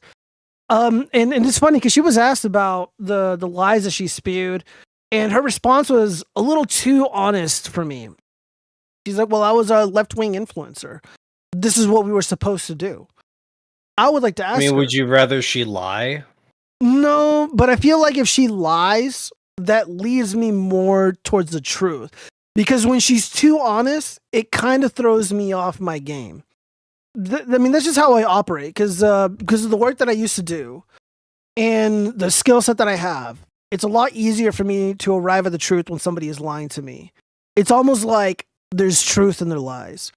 It's very revealing. It's very illuminating. So when somebody is a little too honest, it disarms me a little bit, and it gives me pause, and I have to kind of regroup in my mind, if you understand what I'm saying. And so when she's just like, yeah, this is what I was supposed to do. This is the nature of the game. And I think David did ask, like, if somebody was paying you. She says no, but I'm not entirely convinced that I believe that. Because the things that she said aligns with things that David Hogg said, Harry Sissy, Dean Withers, all the usual suspects. They were all marching to the same beat. So they're getting that talking about from somewhere. And I think she said it was from, some newsletter or some letterhead from the DNC or whatever. And they kind of issued the talking points. Her words, not mine. She said that they gave her the talking points, but they were instructed to kind of make it their own. Put their own twist on it. So these people are being instructed. She did admit that, but she says that she wasn't paid. She is very wealthy, so maybe that's true. The money didn't really matter to her. It's not about the money. Yeah, it's about sending a message. It was about owning the chuds. And Exactly. It didn't really work out because now she's one of us. She's really only in her 30s. Yeah, she's a chud. She looking 40 at 30 is insane. If I'm being generous, she's a 3. Okay, well, look, you guys, these are all your opinions. There's no disrespect. Oh, Chinese, it's the dog. Oh, zombie bomb. Oh, no, she is, according to her, Chinese, and some of her background is that her, either her grandfather or her great-grandfather, they were dealt with by the Communist Party, if you know what I mean. And, it's really sad stuff. But you would think somebody who has endured the brutality of communism, why they would throw in with legitimate socialists and communists and these fake revolutionaries on the Democratic side of the aisle. It doesn't make a lot of sense. She's a well-educated girl, very well-educated, and she fell for it.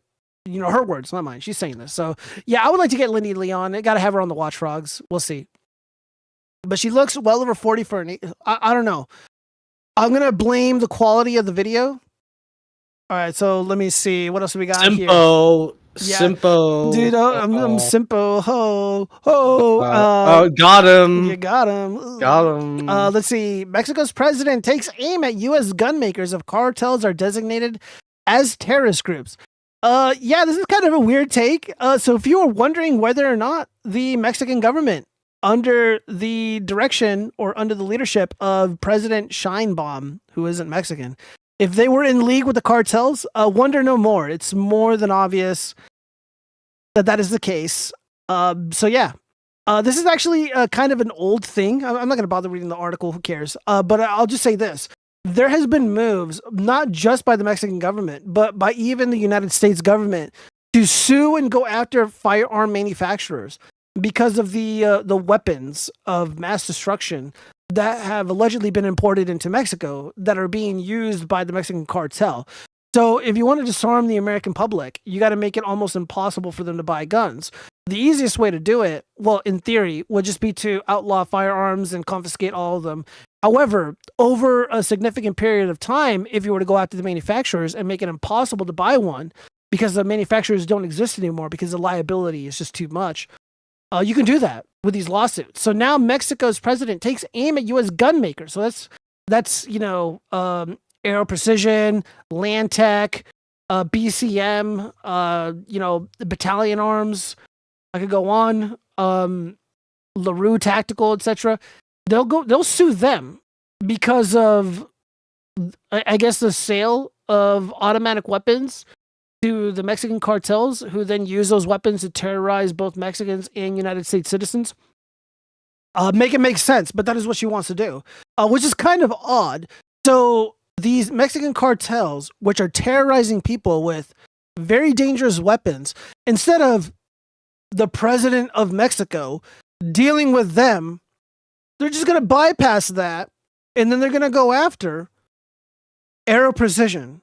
They're going to go after Palmetto State Armory. They're going to go after Remington. They're going to go after Rock River Arms. That's what she's saying. That doesn't make a lot of sense to me. So, I mean, maybe this is offensive. Maybe I'm out of line, but it doesn't seem like Mexico has a government. I'm like a legitimate super one offended right now. I'm sorry. It appears that the so-called Mexican government has been captured completely by the Mexican cartel. It is obvious who calls the shots. Last year, according to the news, if you want to believe them, Mexico had the bloodiest election season ever. I think ever was or in a long time. There's no retribution. There's no justice for the victims. It's Aero Precision's fault. It's Ventura Munitions' fault. Yeah, I'm sure. Doesn't make a lot of sense. However, I did read, it broke earlier that Mexico has agreed to, the Mexican government, the legislature, has agreed to allow in U.S. Special Forces to start training their military, to start going after the cartels. So I think it's going to happen. One way or the other. I think the Mexican president is just posturing, and they're just saying things. Let's just skim over this really quick, because now I'm curious. Mexican president on Friday warned U.S. gun makers they could face fresh legal action. Well, it's not fresh. That's a lie. And be deemed accomplices if Washington designates Mexican drug cartels as terrorist groups. If they declare these criminal groups as terrorists, then we'll have to expand our lawsuit, Claudia Sheinbaum said at a daily press conference. A new charge could include alleged complicity of gun makers with terror groups, she said. Sheinbaum said the U.S. Justice Department itself has recognized that 74% of the weapons used by criminal groups in Mexico come from north of the border. Are you sure about that? Or are they coming from black markets in Ukraine? An estimated 200,000 to 500,000 U.S. firearms are smuggled into Mexico every year, 60 Minutes reported. Well, all the more reason to have a strong, secure border. Am I right, Sheinbaum? Which she is opposed to.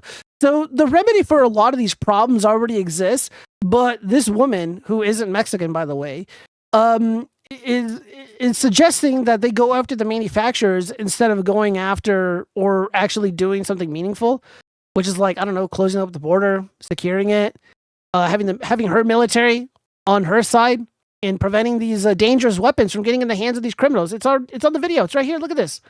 Look at all these angry, dangerous Mexicans with automatic weapons. On Thursday, the New York Times reported that the State Department plans to classify criminal groups from Mexico, Colombia, El Salvador, and Venezuela as terrorist organizations. How about every gang in every Latin American country as terrorists?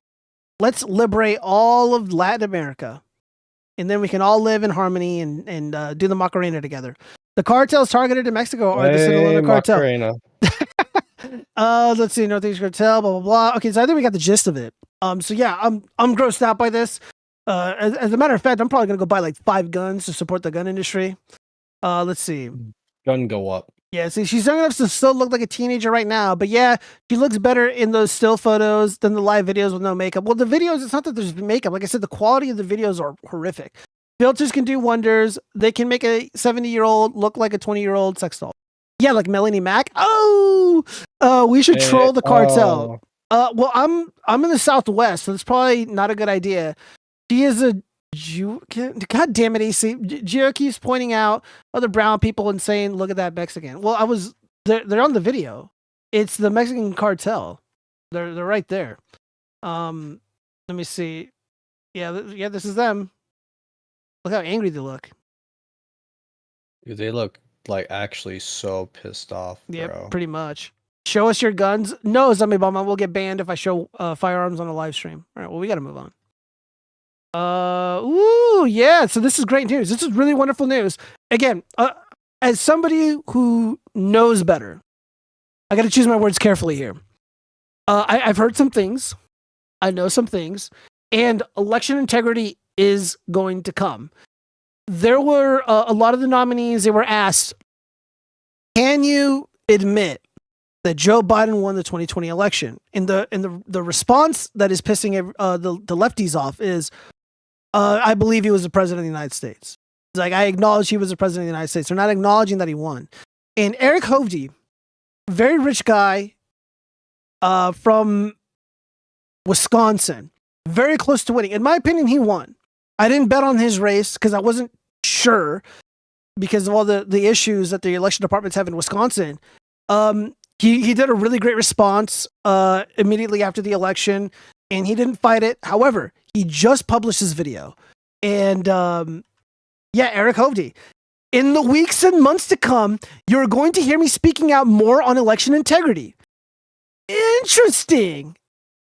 Let's hear him out. I'm going to speed this up. Time goes by really fast. Sure does, Eric. I've had an overwhelming response by people that I meet on the street or at events or emails that I'm sent or texts or handwritten letters. A lot of people are very upset what happened that night as it pertains to my race and feel that I may have been robbed. Look, at 1 a.m., most people were congratulating me, and it looked like I had one with 93, 94% of the vote in. And then, as we all know, at 4:30 a.m., 120,000 absentee ballots were dropped in Milwaukee, and Senator Baldwin got an amazing 85% of those. Pretty improbable. But, you know, I didn't really want to dig too hard into it and get into all the details because I was trying to process it. I was reviewing with attorneys. And then the holidays were coming upon me. And if I started speaking out, the reality of it is the press would have just called me an election denier, even though you would think they would be the first ones to want to dig in and really look at the election and whether it was waged fairly. Well, a lot has come out since then. We've learned a lot, like how Senator Baldwin's campaign, who they paid to put this America First candidate, this fraud candidate, to siphon votes away from me, how her campaign received money from ActBlue and these high-frequency donors that may not be legitimate, or things that actually unfolded that day with absentee ballots and same-day voter, because Wisconsin's one of only 6 states in the country that allows same-day voter registration. And, you know, precincts, which I mentioned before, that voted 150, 200, one, I think even 250% of registered voters in Milwaukee. So I am going to start doing some videos talking about this because we've got to have elections that are fair and ethical in this state. The last thing we want is... No, that sounds pretty cringe. If anything, you know, we should just double down and say, you know what? Everything's fair game, right? Like, just one election cycle where you can rig as much as you want, but, like, both parties get to be, like, as blatant about it as they want, right? like, let's just see who can really fucking outdo the other party, right? Who really has the drive to, like, make, 100 million extra ballots just for their guy. That would be, that's like the purge, but an election and no one dies.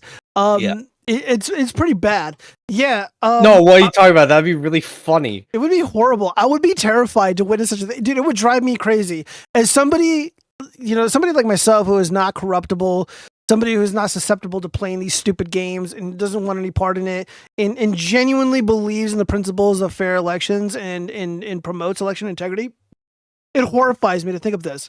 Eric Hovde, I know for a fact, who's gotten word from Trump people that Leo Terrell, Army Dillon, Cam Bondi, and Kash Patel, when he's confirmed, he's going to be confirmed this week, in my opinion.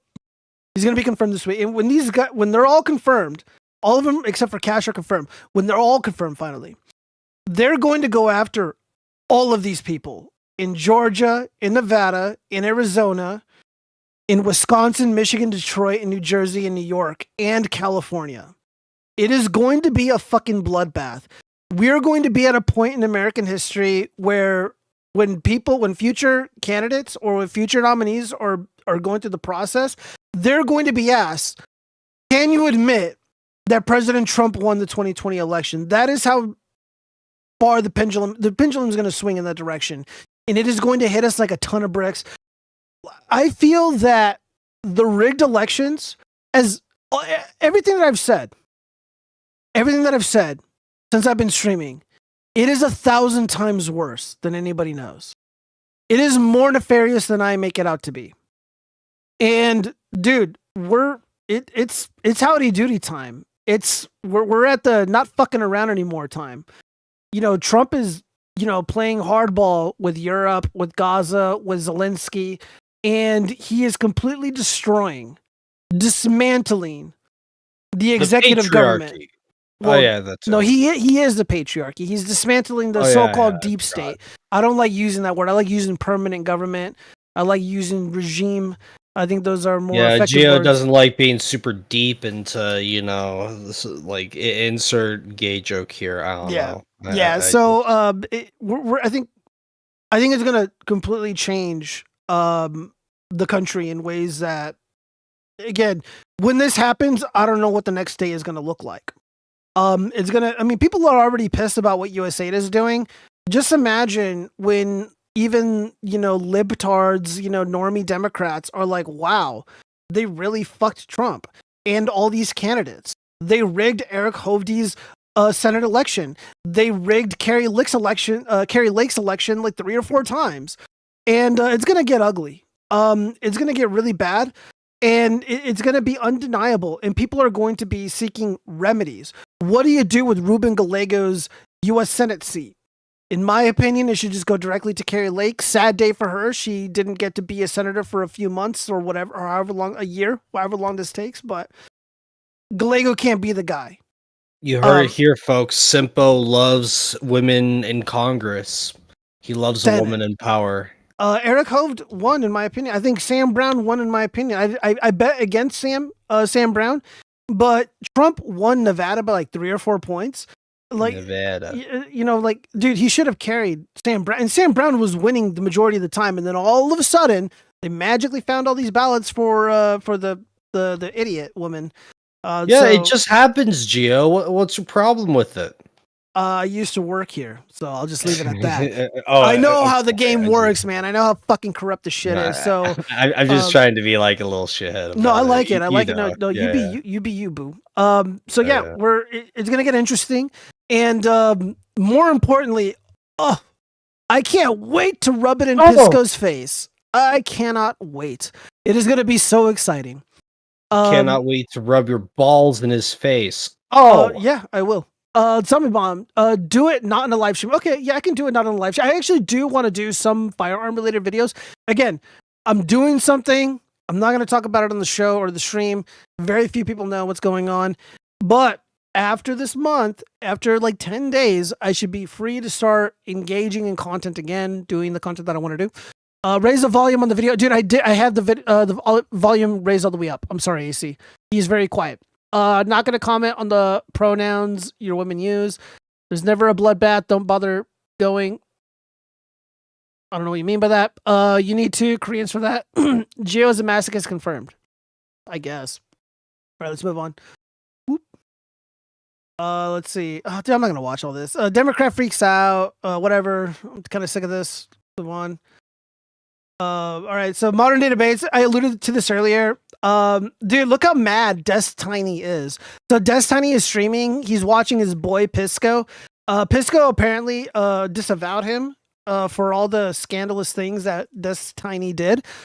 So here's the Tiny chimping out. This is so funny. I think you can expect some of your energy prices to come down, and that will have some downstream effects on the economy. Oh, really? You know one of the major providers for energy in the United States, America, exporters? Canada. And who right now, like, relations with Canada have never been worse. He's openly talking Once Canada is a province of the United States of America, we will have and then he memes it away. That memes. Fucking hilarious fucking meme, bro. And who right now, like, relations with Canada have never been worse. He's openly talking Once Canada is a province of the United States of America, we will have access to all of their oil. It's a meme just because they think that this whole thing's a joke for them. It's about owning the liberals. They have flipping comments like that where they're not taking it seriously. The expansionist vision of this administration, for example, talking about owning Gaza. Well, I do think it's a posture. I hope it's a posture. It's all negotiations. It's all negotiations. Please, Pisco, bring up the fact that where are the hostages? I thought the hostages were supposed to be out by now, yesterday afternoon. So does that mean his negotiation positions failed, or? So the United States of America, we will have access to all of their oil. It's a meme. It's a meme just because they think that this whole thing's a joke for them. It's about owning the liberals. They have flipping comments like that where they're not taking it seriously. The expansionist vision of this administration, for example, talking about owning Gaza. What do you think about that? Well, and now Rubio's doubling down on it. So what do you think? You just think it's a posture? You just think it's fake? Well, I do think it's a posture. I hope it's a posture because I don't want anything to do with Gaza. Now, Greenland, that is a vision for the future, and I'm definitely. Fucking epic meme, bro. Would you end NATO? Would you end NATO to take over Greenland? Would I end NATO to take over Greenland? No, we want to buy Greenland. Okay, but Denmark is not for sale. Well, that's where you start the negotiation. Yeah, okay, but what about Gaza?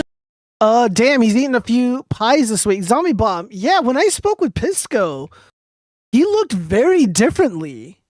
I don't know what it is. You know what I think?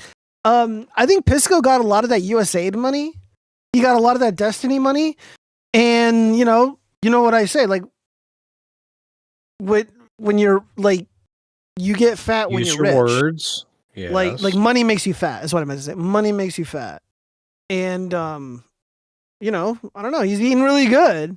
Probably eating a lot of lobster, sirloin steaks, a lot of pies.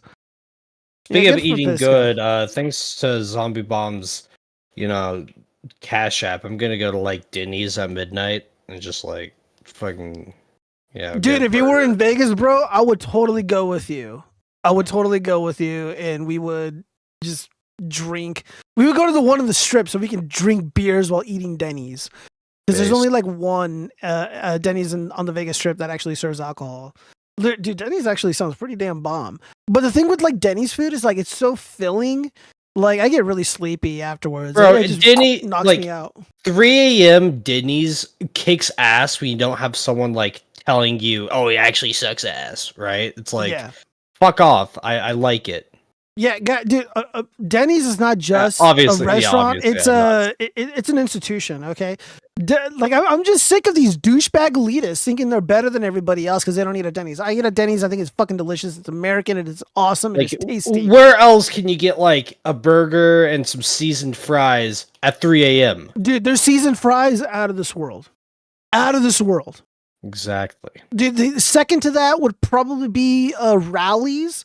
It's a fast food joint, mostly in the Southwest, I think. Rallies, their seasoned fries. I remember eating Rallies fries in the 90s, and it was so damn delicious. And I discovered like a year or two ago that they had Rallies in Vegas. So I made the trip on my motorcycle to go to Rallies at lunch, and the fries still tasted the same. I felt like a kid again. I felt like I went through a time machine, but in my mouth. He's packing it on a bit quickly. Yeah, he is. Destiny ball crust makes you fat, it seems. Yeah, Friedrich Marx is probably true. On Piss Clown should transition to mukbang debates. I don't know what mukbang is. You don't want to know. Yeah, okay. It's not a meme. USA is going to take from the north all the way to the canal. I hope so. I've never went to Denny's. I should try it now. AC, I categorically endorse Denny's. Bro, where's the Denny's fucking sponsorship? Yeah, dude. Let me email them right now. Where's my phone at? Yeah, I'm gonna email them. Be like, hey, I'm the host of the watchfrogs show. And, but no. When I was a lot younger, we'd go to the club, partying, dancing all night, and then it's like 3 or 4 a.m. in the morning, or like I'll leave someone's house after dropping people off, or whatever. And I'll be like with one of my friends, and we'd be like, dude, let's go to Denny's before we go home. And oh man, those are the best. And then or like even like the parties are lame or whatever, we would leave like around like 2 or 3, and it'd be like 5 or 6 of us, and we're just like, shooting the shit, just laughing our asses off at Denny's. Oh man, those are the days. Those are the days. Denny's French toast. I don't think I've had their French toast. I've had their garlic toast, and their garlic toast is pretty tasty. We actually have Denny's here in the Philippines. It's good. Oh, Ash Blackwind, that's awesome. You guys are being Americanized. I approve. As someone who can fight, we like to use the term colonized. No, it doesn't let's see. As someone who can fight, ensure I'll feel very safe and entertained if I fight. Starts to, Denny's is not like Bojangles chicken. Like people aren't really gonna start fighting at a Denny's. Yeah, it's not Waffle House. Yeah, it's Denny's. Yeah. Let's see. It's not a Popeye's chicken, bro. Like you're not gonna get shot in the face. Like it'll be okay. Get the breakfast burger, not the one that looks like melt. Just the normal looking burger. That shit slaps. I actually did have it. I had it without cheese, so I just had lettuce and tomatoes and just obviously without cheese. Oh damn, that phrase. Look, man. I don't want to start looking like Pisco, bro. I'm not trying to with like this, just like this stream without cheese. Like, come on, like that's what I was trying to go. Well, that's his fault. I told him to get on here. He wants to be fake, so dude, fuck this. Chaz is my new permanent host. No. Well, I mean, I don't know what it is with him, dude. Like I said, he's probably gooning or something. I don't know what his deal is, but yeah, let's just go ahead and move on. Let's see. Doug discovers. Oh yeah, this actually just dropped today. Discovers $4.7 trillion in treasury payments were missing critical code, traceability almost impossible. As somebody who's done like auditing and finance and stuff, like everything is traceable. Somebody knows. The accounting is somewhere. It's just well hidden. But yeah, this is the thing. This is, I mean, again, $4.7 trillion. Imagine this knocked off the, the debt. I'm all for it. We'll be in much better shape. All right, let's get into the pop culture stuff. Fuck, that's a lot of politics. Let me read some of the chats really quick. You guys are coming in hot. I miss Bojangles after a workout. Dude, you can't have Bojangles after a workout. Dude, you're going to wipe out all your gains. You're going to wipe out all your progress.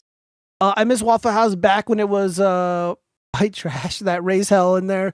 It was so fun. I wouldn't know. I don't think I've gone to like an actual Waffle House, like a real one. There is a place on the Las Vegas Strip called Yardbird. It's like Southern fried food, and apparently it's rated one of the best. I saw the pictures online, and it looks out of this world. I just need to find, somebody who wants to go with me because it's kind of pricey, and I'm not Fly trying me to out, like, Gio. yeah, dude. I guess. Zombie Mom told me to be quiet, but didn't say I was wrong. Watch your back, Chaz. Cougar on the prowl. Yeah, dude. She hurting for a squirting. Okay, now she's calling him a commie. Don't say it. Don't Yep, say I'm it kidding. like that. I'm kidding. Zombie calls me dumb, but never denies the truth I speak. All right. Well, okay. Chat is out of control right now, so we got to get into the cringe, the cultural cringe. So there was a video game award. I'm not familiar with what this is.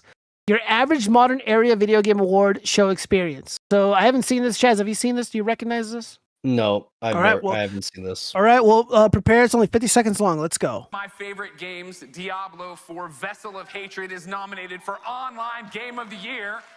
Get your hands together. Thank you, Rod. Of course, that is a game that takes real skill. Does. Yeah, and I'm not trying to flatter everyone here, but if I know one thing about this audience, is that none of you had to pay someone to play Diablo for you. It's hard to level up your own characters when you're dismantling democracy. I feel like we're in good Oh, company here, but fuck just in case off. people online, if you get mad at that joke, it's Fuck Greg off. Miller. Greg Miller.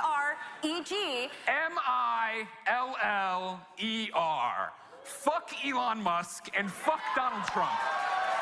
Really? Like, They're like, bro, I And just wanted to everyone- hear about Diablo 5. I just wanted to hear about, Space Marine 2. And now I'm just like being bombarded with like this fucking Fuck Trump. Fuck Trump. struggle session. Wow. Dude, look how brave these people are. They're so brave. Ooh, mad at the F joke, Trump. it's Greg Miller. Greg Mill. She's got a nice rack at least, so there's Yeah. that. got nice tits. And this guy looks like a total cuck. He looks like he looks like he watches her get banged by other dudes. Elon Musk and fuck Donald Trump. Well, there Dude, you go. do you think he's gonna get? Bro, he said that. Do you think he's finally gonna be able to watch the bull rail his girl? Yeah, they will allow him in the room. He will get to Exactly. see everything and smell everything, and I guess Taste that's- taste everything. Yeah, yeah. Ooh, Zeke, Uh, the little Jack Slide. Murphy Jr. Jack Murphy Jr. she. Yeah, fucking yikes. Yikes from me. Well, this is what video game culture has devolved into. All the more reason to just abandon the entire enterprise. Dude, I feel like everything that I love and just adored in the past, like I just had to walk away from it because it is just so unbelievably woke and stupid. Like I just don't want to be a part of any of this stuff. People are like, "Whoa, why are you so hard on Cape shit?" I'm like, "It's just cringe and it sucks." Like, fuck the Winter Soldier, fuck Captain America, or whatever the hell the new one is called. Brave New World. Like, fuck all this. Like, it's stupid. It's cringe. Enough. When you give them money, they just come out and do stupid shit like this. Give me money. Yeah. Yeah. That's Give why me money. Give me money. give me money. Give me money. Let's see. They made Trump more likable than he actually is when they say he's dismantling democracy. Dude, that Pixie, you're absolutely right. Like, again, look, I'm not here to front. Okay. Like, I'm obviously a Trump super fan. I love the guy. Voted for him a bunch of times. Put my neck out there for him. Yada yada yada. But like, I don't really follow him or really care what he's doing. I just trust that he's doing it. And the only time I'm aware of what's going on in Trump world, it's because these douchebags, like these weirdos on the stage here, are just nonstop chimping out over Trump. Like he was at the Daytona 500. He's the NASCAR stuff, and I think that's what it's called. And he drove in the Beast, which is the personal vehicle for the president. And he was driving around the laps or driving around the course, and he was being followed by all the NASCAR drivers and all the law enforcement people, and it was like really cool, right? And like obviously the NASCAR demographic, they love Trump. And you know, there's just red meat to the base, just acknowledging the people, acknowledging the voters, and it was like kind of a wholesome thing. He comes out, I think, with his granddaughter, and it's just super adorable. And then like you get these dorks on the left just unbelievably seething on Twitter, and I'm just like, even if I wasn't down with Trump, or like if I was like a moderate and I didn't vote or whatever, just knowing me, I would lean more towards Trump because of how detestable his opposition is. I mean, going after his granddaughter, you know, going after the people that are there and love the president, like you just look like an idiot. You look like a freak. You know, just chill out, man. Again, if you're trying to win people over, you're supposed to be likable. You're supposed to make a good case. And trashing his granddaughter, you know, trashing him, just saying hi to the voters at the NASCAR event, you just look stupid, man. You look stupid. I'm glad I never engaged in that behavior. God, I can't imagine living like that. Someone should make a video about zombie bomb. No. Well, I don't know. You guys can message Stu Peters. I'm sure he'd love to do it. Let me see. What's all this? I don't even remember what this is. Oh, this is Craig. Yeah, this is Craig. We were talking, and we agreed that on Wednesday, hopefully on Wednesday, if he remembers, we'll do something. We're going to have a conversation. We're going to have a quasi-debate. It's going to be a lot of fun. Again, I have no animus towards Craig. He, as far as I know, he's like a veteran in his country, in the UK, and he's in a lot of pain, even though I'm kind of upset at the way that I was treated.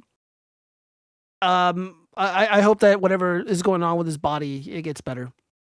No hate here. But I do want to kind of elaborate a little on what I mean about, like, I like to get into the heads of people, and I like to expose them, if you will. I like to really show everybody what's really happening with these kinds of conversations that I have with my opposition. What's really going on behind the debate? What's going on behind the eyes? The elitism among the scientific community online, you know, there's a smuggery. There's this elitism that is openly exhibited by these people, and they look down upon people like myself. I think they imagine guys like me to be like little bugs, and they just think they can just step on us and mistreat us. You know, they dehumanize us. They engage in this dehumanizing behavior. But there was a moment where Craig ended up, I guess, verbally abusing somebody so horrifically. He came out and he apologized. He apologized to them on Twitter. And I messaged him, and I'm like, well, where's my apology? You said a lot of really horrible things about me. You know, I didn't say any of this stuff about you. And he never really said anything. And I'm going to confront him about this. I'm going to call his ass out. And I think the reason why, it's because he views guys like me like little bugs. Like I said, they think they can just step on us. But every once in a while, they step on the wrong bug. And some of us fight back, like I did. Yep. And I don't think he can handle it. I ended up humbling him, not just recently, but, you know, in my estimation, I won that debate. He ended up presenting himself really horribly. I talked to him throughout the entire debate the way that I'm talking to you guys now. He was screaming at me, calling me a drug addict, saying a bunch of horrible things about my family, I think. You know, just saying all kinds of awful stuff. And the reason why he didn't apologize to me is because I won that debate. He doesn't feel sorry for me. He's mad at me. But he felt mad, or he felt upset. He felt a little bit of empathy towards the flat earther he was abusing. Because he doesn't see him as a human being. He doesn't see him as a challenge. He sees him as just this little plaything that he can step on and throw around. Well, that's where I come in. And I can't be easily thrown around. I can't just be stepped on. All right? I'm not a cockroach. And that bothers people like them. These people that have this affinity for science and whatnot. It drives them crazy when somebody like me, who's an ex-atheist, who knows all their debate tactics and whatnot, outplays them and outflanks them. Even worse, when somebody like me is not classically trained like they are in science or whatever. I've never been to space. I'm well grounded here on Earth, and it drives them crazy that I was able to hold my own and pretty much debate their entire audience at once, especially after the fact. It never ended. And this is also how they view President Trump too. A lot of his opposition. I mean, there's people who are poor. These libtards, these Democrats that are poor. You know, they have a really messed up life, but they themselves feel and see themselves as above or better than somebody like President Trump. Because the way that they view Trump, he may as well be a trailer park dwelling white trash, arsler. They believe this. They genuinely believe this and feel this way because they feel that they are intellectually superior to Trump and people who support him. It's just obvious to me. Even though he's a billionaire, there's other douchebag leftist rich people, millionaires and billionaires, who want nothing to do with him. They'll never shake his hand. They'll never invite him out to their country clubs or whatever because they see President Trump as white trash. It's very racist. It's racist. It's elitist. It's bullshit. And but this is their worldview. Now, I'm not saying Craig is racist. I don't think he's racist. Again, I think he's relatively a decent fellow. I think he's a good dad and stuff. Again, I'm not here to trash Craig. He did that to me. I'm not going to do that to him. I got him where it hurt the most. I insulted his intellect. And I proved, in my estimation, I think I made a really great case for myself. And even more recently, I humbled him and pointed out that, dude, you got your cheeks clapped, bro.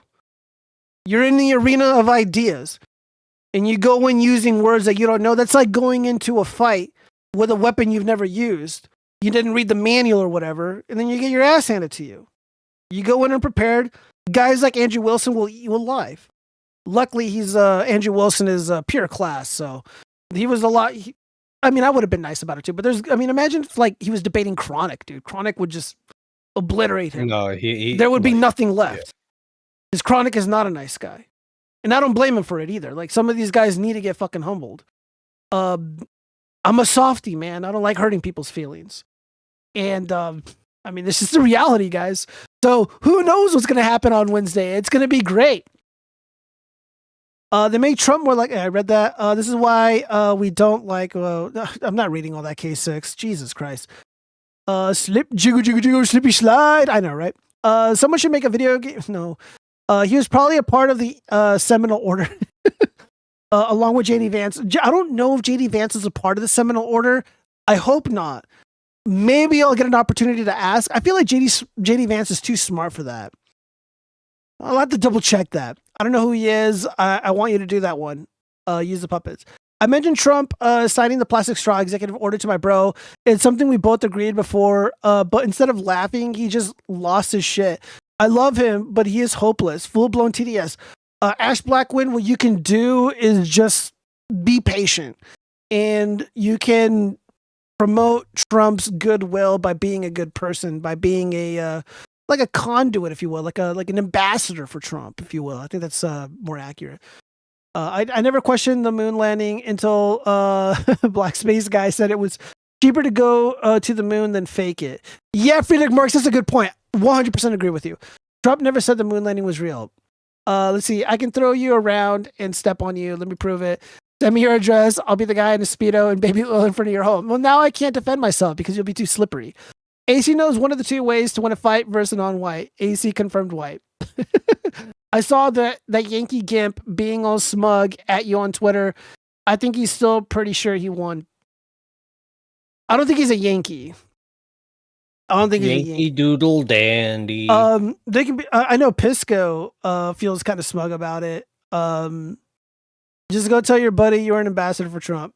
Yeah, well, I kind of am. I love Orange Man. I'm Team Orange, and that's that. I make no apologies for that. Whoa, Gio, but Orange Man bad. Not anymore. But Orange Man bad. Orange Man good. No, Orange Man bad. He's very good. All right, well, we got to keep moving. What else do we got? Let's get into the finance stuff really quick. Trending Eagles quarterback Jalen Hurts reportedly... Jalen Hurts, that's his name, reportedly still lives in a very cheap $2,000 per month rental place in Philly. He bought $215,000 home in Houston for his family, and he lived there with his parents during the off season. This is despite Jalen signing an historic $255 million contract. I think this is really wonderful. I think this is excellent. And, you know, I don't think there's any shame in it. You know, he wants to live with his parents. He wants to take care of his family. He wants to be, you know, financially, fiscally responsible. Maybe a little too much, but I think this is perfectly good. And I think he's setting a really great example. So all these youngsters who look up to these football players and they see them doing these financial moves, my hope is that they emulate that behavior. This is excellent. I mean, this is what I would do. This guy, he probably got a really great financial advisor who probably handles a lot of, you know, accounting or does a lot of accounting for a lot of these big star athletes. And he's like, look, bro, like a lot of these people do a lot of really stupid stuff with their money. Like some of your fellow athletes or former athletes are now homeless or they're, you know, living paycheck to paycheck. You know, they had to get a job, you know, cleaning pools or whatever. And Jalen's like, yo, I don't want this to be me. Tell me what to do. And tell me how to be careful. Advise me. You know, because we've all heard the stories where like one of these athletes will buy like a bunch of like H2 Hummers for like their whole family and friends and shit, and they'll just do stupid stuff like that. They'll fly out to Vegas every weekend and party and just blow through cash like it's nothing, and it's really easy to blow through this money, especially with the inflation and stuff. So you know, even rich people are doing it. Again, there's no shame, guys. There's no shame in making these moves. All the more. Also, Jalen probably has a really great relationship with his family, so that's also really important. You know, I hate to channel my inner Judas Peterson, but you know, getting your affairs in order with your family, getting your affairs in your house under control, very paramount to a successful and happy life. You know, this is Proverbs. He who troubleth in their own house will inherit the wind. Think on that. Think on that, ladies and gentlemen. So shout out to Jalen. I think more athletes should do stuff like this. This is great. Billionaires are rabid dogs who deserve to die. This is what Bill Burr said. I don't believe that. I was just reading the TMZ article. I don't believe that. I just Whoa, Gio. Like, wow. Whoa. That came out of nowhere. Gio, are you all right? I'm totally fine. Yeah. I'm not going to go into this article. I mean, this is the quote from Bill Burr. And this is what I really want to impress upon everybody is how ugly resentment and jealousy is. First off, you're a millionaire, dude. If there's ever like an uprising, you know, the poors rise up or whatever, they're going to go after you too, dude, because you're a millionaire douchebag. But again, there's this meme on the left. There's this myth on the left that all these billionaires and millionaires, they're robbing guys like me. I'm just letting you know right now, ain't no millionaire ever robbed me. But I have had my car broken into and things stolen from it, and it wasn't no millionaire. I'll just tell you that. The skin color was the exact opposite of Bill Burr's. Gio, I'm going to just say that. The guy did it to feed his family, Gio. I don't know how you're going to feed your family with a Hazard 4 Sidewinder backpack, Gio? a custom-made mechanical keyboard, a USB-C lavalier mic from Sennheiser. I don't know how you're going to feed a family with those He did it to feed his family, Gio. Yes, their families are eating. They're going to be eating good. Keyboard. Yeah. Look, we know we are being robbed, though. They are literally stealing money out of our paychecks. They're stealing money out of our bank accounts when we pay taxes every year. And it's not the millionaires and the billionaires. It's these clerks in government who are receiving money from USAID to give to their corrupt pals within the democratic ecosystem. Not the billionaires and the millionaires. It's, again, the Doge kids expose who's robbing us. But, you know, Bill Burr's a low IQ shitbird. And he's just, you know, throwing me to the heckin' wholesome Luigi enjoyer demographic by saying stupid cringe bullshit like this. Dude, just imagine unironically saying this. Billionaires are rabid dogs who deserve to be deleted in Minecraft. Wow, bro, you're so cool and you're so brave. Bill Burr's a fucking pussy. And people who believe this shit are also giant fucking pussies, and they're not going to do anything, which is why they live vicariously through douchebags, murderers like Luigi. fuck Bill Burr and fuck this shit. Do billionaires? Yeah, dude, look, I don't got a lot of love for Jeff Bezos or Mark Zuckerberg, and they got their own problems, and they're schemers in different ways, but they never robbed me. They never took a penny out of my wallet. But the clerks in government did. These corrupt douchebag permanent regime water boys, they certainly did, for sure. I would know, I used to be one. And I've seen the corruption myself. Why I'm so angry. Because I've seen it and I've talked about it, but I sound like a crazy person. But now, thanks to the Doge kids, now everybody knows what's up. Everyone knows what time it is. The real thieves in this country, they're at USAID. They're within the Social Security Administration. They're at the CIA. They're at the FBI. They are in the Department of Internal Revenue Service. It's not Jeff Bezos. Fuck, it's probably not even... well, actually, no, it is. I was going to say George Soros, but he's receiving USAID money, so... Yeah, he's literally one of the thieves. Yeah, fuck Bill Burr and his fat wife. Fucking cuck. Can't stand this cuck. Makes me want to vomit. Ugh.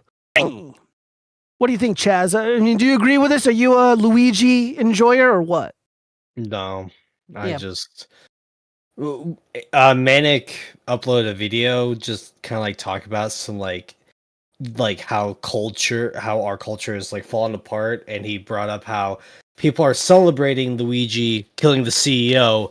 Why do we know Luigi's name before we know the CEO's name? And on top of that, he wasn't even the CEO of Luigi's insurance company. He was just a CEO of an insurance company, and he crashed out for no fucking reason. Right? It's like, yeah. I haven't looked too into it. I just know that I'm seeing people celebrate the murder of the CEO guy, and I'm gonna be honest with you guys, it's kind of sickening. Again, like I'm pretty serious about not celebrating or promoting violence on the show, and I'm not gonna do that for Luigi, even if let's say he did that to, I don't know, Stacey Abrams. I'd be like, even if it was like his insurance company, does that suddenly make it okay? No, certainly not. And again, like, and what's even worse is like this guy comes from like a very rich, wealthy family, and like he was just like really well to do. He was like traveling all over the world and shit. I mean, he was like more traveled as like a 20-year-old than I am now. And I'm just like, well, good for him. But like, I don't know, like the whole situation's crazy, and I feel, as time progresses, we're gonna get more information about it. But what I see is somebody who was indoctrinated by the kind of rhetoric that is coming out of the mouth of this fucking disgusting, low IQ comedian and his fat wife. So whatever, man. Let me read some of the comments here. You guys are having a good time. Bill Burr used to be a great anti-feminist comedian, but he got married to a Magic American Democrat who flipped Trump off in person. So Bill Burr's success and Magic American Democrat got to him. Sad. Yeah, Ash Black, when I agree. Magic American Democrat wife got to him. Yeah, I know what you meant. I wonder why he married. I mean, look, I don't really care who he marries. Love is love. If that's what he likes, that's what he likes. It's not really a big deal. What is love? Baby, don't hurt me. Don't hurt me. Yeah. But it's more just that like she's just a trashy woman, and he's like, he's defending his fat wife, which he's supposed to do, right? It's his wife. It's his fat wife. He's got to defend her and her fat sensibilities. I would never defend the fat asses in YouTube chat. I would never defend them. Yeah, well, he did. I think it was on Conan O'Brien or something like that. And he's like, well, you guys can say, let's go Brandon, but, my fat wife flips off the president. Everyone freaks out. Yeah, dude, it doesn't matter. Let's go Brandon is funny. And like, Joe Biden was in power. And Joe Biden is literally, Joke Biden is the most protected politician in U.S. history. Like, there was zero criticism or pushback against him. From the regime media propagandists, from the entertainment industry, from the music industry, etc., etc. And Let's Go Brandon was a way to circumvent the censorship. It was a way to satirize this person who was like almost godlike in the way that he was protected. That is a whole lot different than your fat wife flipping off Trump as he's being cheered on by an entire stadium of people at a UFC event because she's got a stick up her ass about Orange Man for whatever reason. So it's like, dude, you're a comedian. You should be able to fucking understand this shit, but he can't because he's retarded. I hate Bill Burr. I think I hate most comedians, to be honest. They all suck. Tony Hinchcliffe's cool. Why do they need to explain? Kids know that. Going to sleep soon. All right, AC, man. Well, you have a good night. Tell Chaz to get his own ass and time himself out. Jizz puppets on both bobbing the song "What Is Love." Maybe I'll do a video. Joe Biden and his son were perfect. No, Steve Torres, don't say that. In all honesty, I'm probably gonna hop out of here soon. I am getting like hungry and shit. Yeah, man, dude, go eat. Go eat if you haven't. But you know, since fucking Zombie Bomb is the one that gave me the money. Zombie, am I allowed to get a milkshake with my burger tonight? Yeah, Zombie Bomb. I want you to dictate Chaz's meal tonight, and if he likes it, great. If not, then what do you think you should eat at Denny's? Hurry up, Zombie Bomb. Post now. I'm gonna get like a burger and shit like that. I always get like the same thing, burger with seasoned fries. Like, I know what I like. I know what I like. Look, you know what you want, man. You go out and get it. Exactly, like a real man. Yeah, like a real man. Yeah, if you want a milkshake, you should get one. I mean, I don't know, Chaz. It might be a little too late for a milkshake this late in the evening. Well, you know what? You live your life, bro. You live your life. I'm not trying to tell you what to do. I'm just looking out for you, pal. Gio, all I'm saying is like I could die tomorrow and I'd be really happy with that. It doesn't matter if I get a milkshake tonight or not. Don't die. That's kind of morbid much? Question mark. I mean, it's the truth. I mean, Mr. Geo out here saying like, "Oh, I don't want to skirt the truth. I don't want to lie to chat, and I don't want to lie to you guys." I'm like, "Yeah, base Geo." Literally the only really thing stopping me from like not wanting to wake up in the morning is like I got a dog to take care of. It's like it'd be a real pain in the ass to like have to expect someone else to take care of him out of nowhere. I love my little Fido, so he gets me up out of bed in the morning. Oh boy, that was really dark, man. Really dark. It's the truth, though. You gotta get out of this funk, bro. Dude, you gotta do you need like 2 hours of Jordan Peterson every day? No, I know what's going on. I'm not like ignorant. I'm not blind. I'm just. Look, we'll talk later. We'll talk later. Yeah, but I gotta go. I gotta go get my Denny's Goy Slop. I'm sure Frederick Marks and Chad is gonna call me fucking gay or some shit just because I want like a burger at fucking midnight. So it is midnight in your neck of the woods. Yeah. Chaz spends every day wishing for the end. I spend every minute of every day wishing for the end. Boom. There you go. Yeah, well, what about your subs, man? AC says you have thousands of subs to keep you going. So, I'm like one of the most like. Who cares? I'm just a faceless like nobody on YouTube. It literally doesn't matter. I think, dude, Chaz lives matter. Chaz lives matter. Other Chazes, but not me. Wow, dude. Don't lump me, bro. Don't lump me in with all the other Chazes as if we're all the same kind of guy. Dude, you're the only Chaz I know. And that's pretty fucking racist. What? Like, are you gonna say like, I can't be racist? My best friend is Chaz. Like, whoa, dude. Correct. Based. All right, man, get out of here. Go your slop, bro. I really love if I could ever actually do that, right? Like, I can't be racist. One of my good best friends is black. It's always funny. Wait, and like, Gio, are you like Italian or some shit like that? Or, why is that? So I can do that fucking racist joke. I'm no, like, I can't be racist. There's been enough racism tonight on the show. And by the way, the chat has already made racist. Racist Italian jokes. I made my fucking jokes made against. I made my Chinese dog jokes. So get out of here, Chaz. Get out of here. Get out of here before you make it worse, Chaz. I'm gonna get banned. God damn it! Fuck you guys and your fucking. You can always just delete the stream when it's done. Yeah, but then people are gonna accuse me. Like I'm a filthy Jewish Mexican is what they're calling me now. They called me Italian slur. They called me a Jew. They called me a filthy Mexican. Now I'm Sicilian, I guess. Dude, like it goes on. You know what? Fuck, I don't even know if I should admit this. Bro, no, don't admit anything. Just keep making up blatant lies so chat doesn't know the truth. Well, look, oh man, I can't, dude. People are gonna know. Now I'm being called the N-word. God damn it, you guys. Oh my god.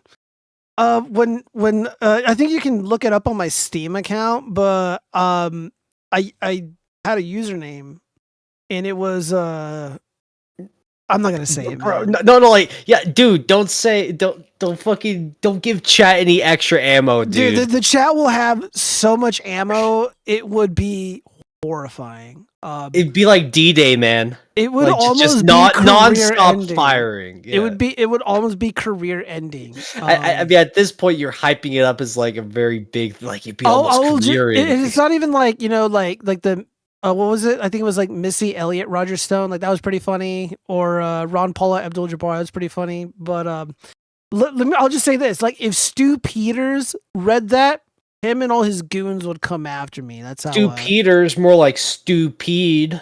Am I right? I don't know. I don't know who that is. I just like. Well, hold on. Let me go to my Steam account. Let me see if it's still there. I'll show if it's still there.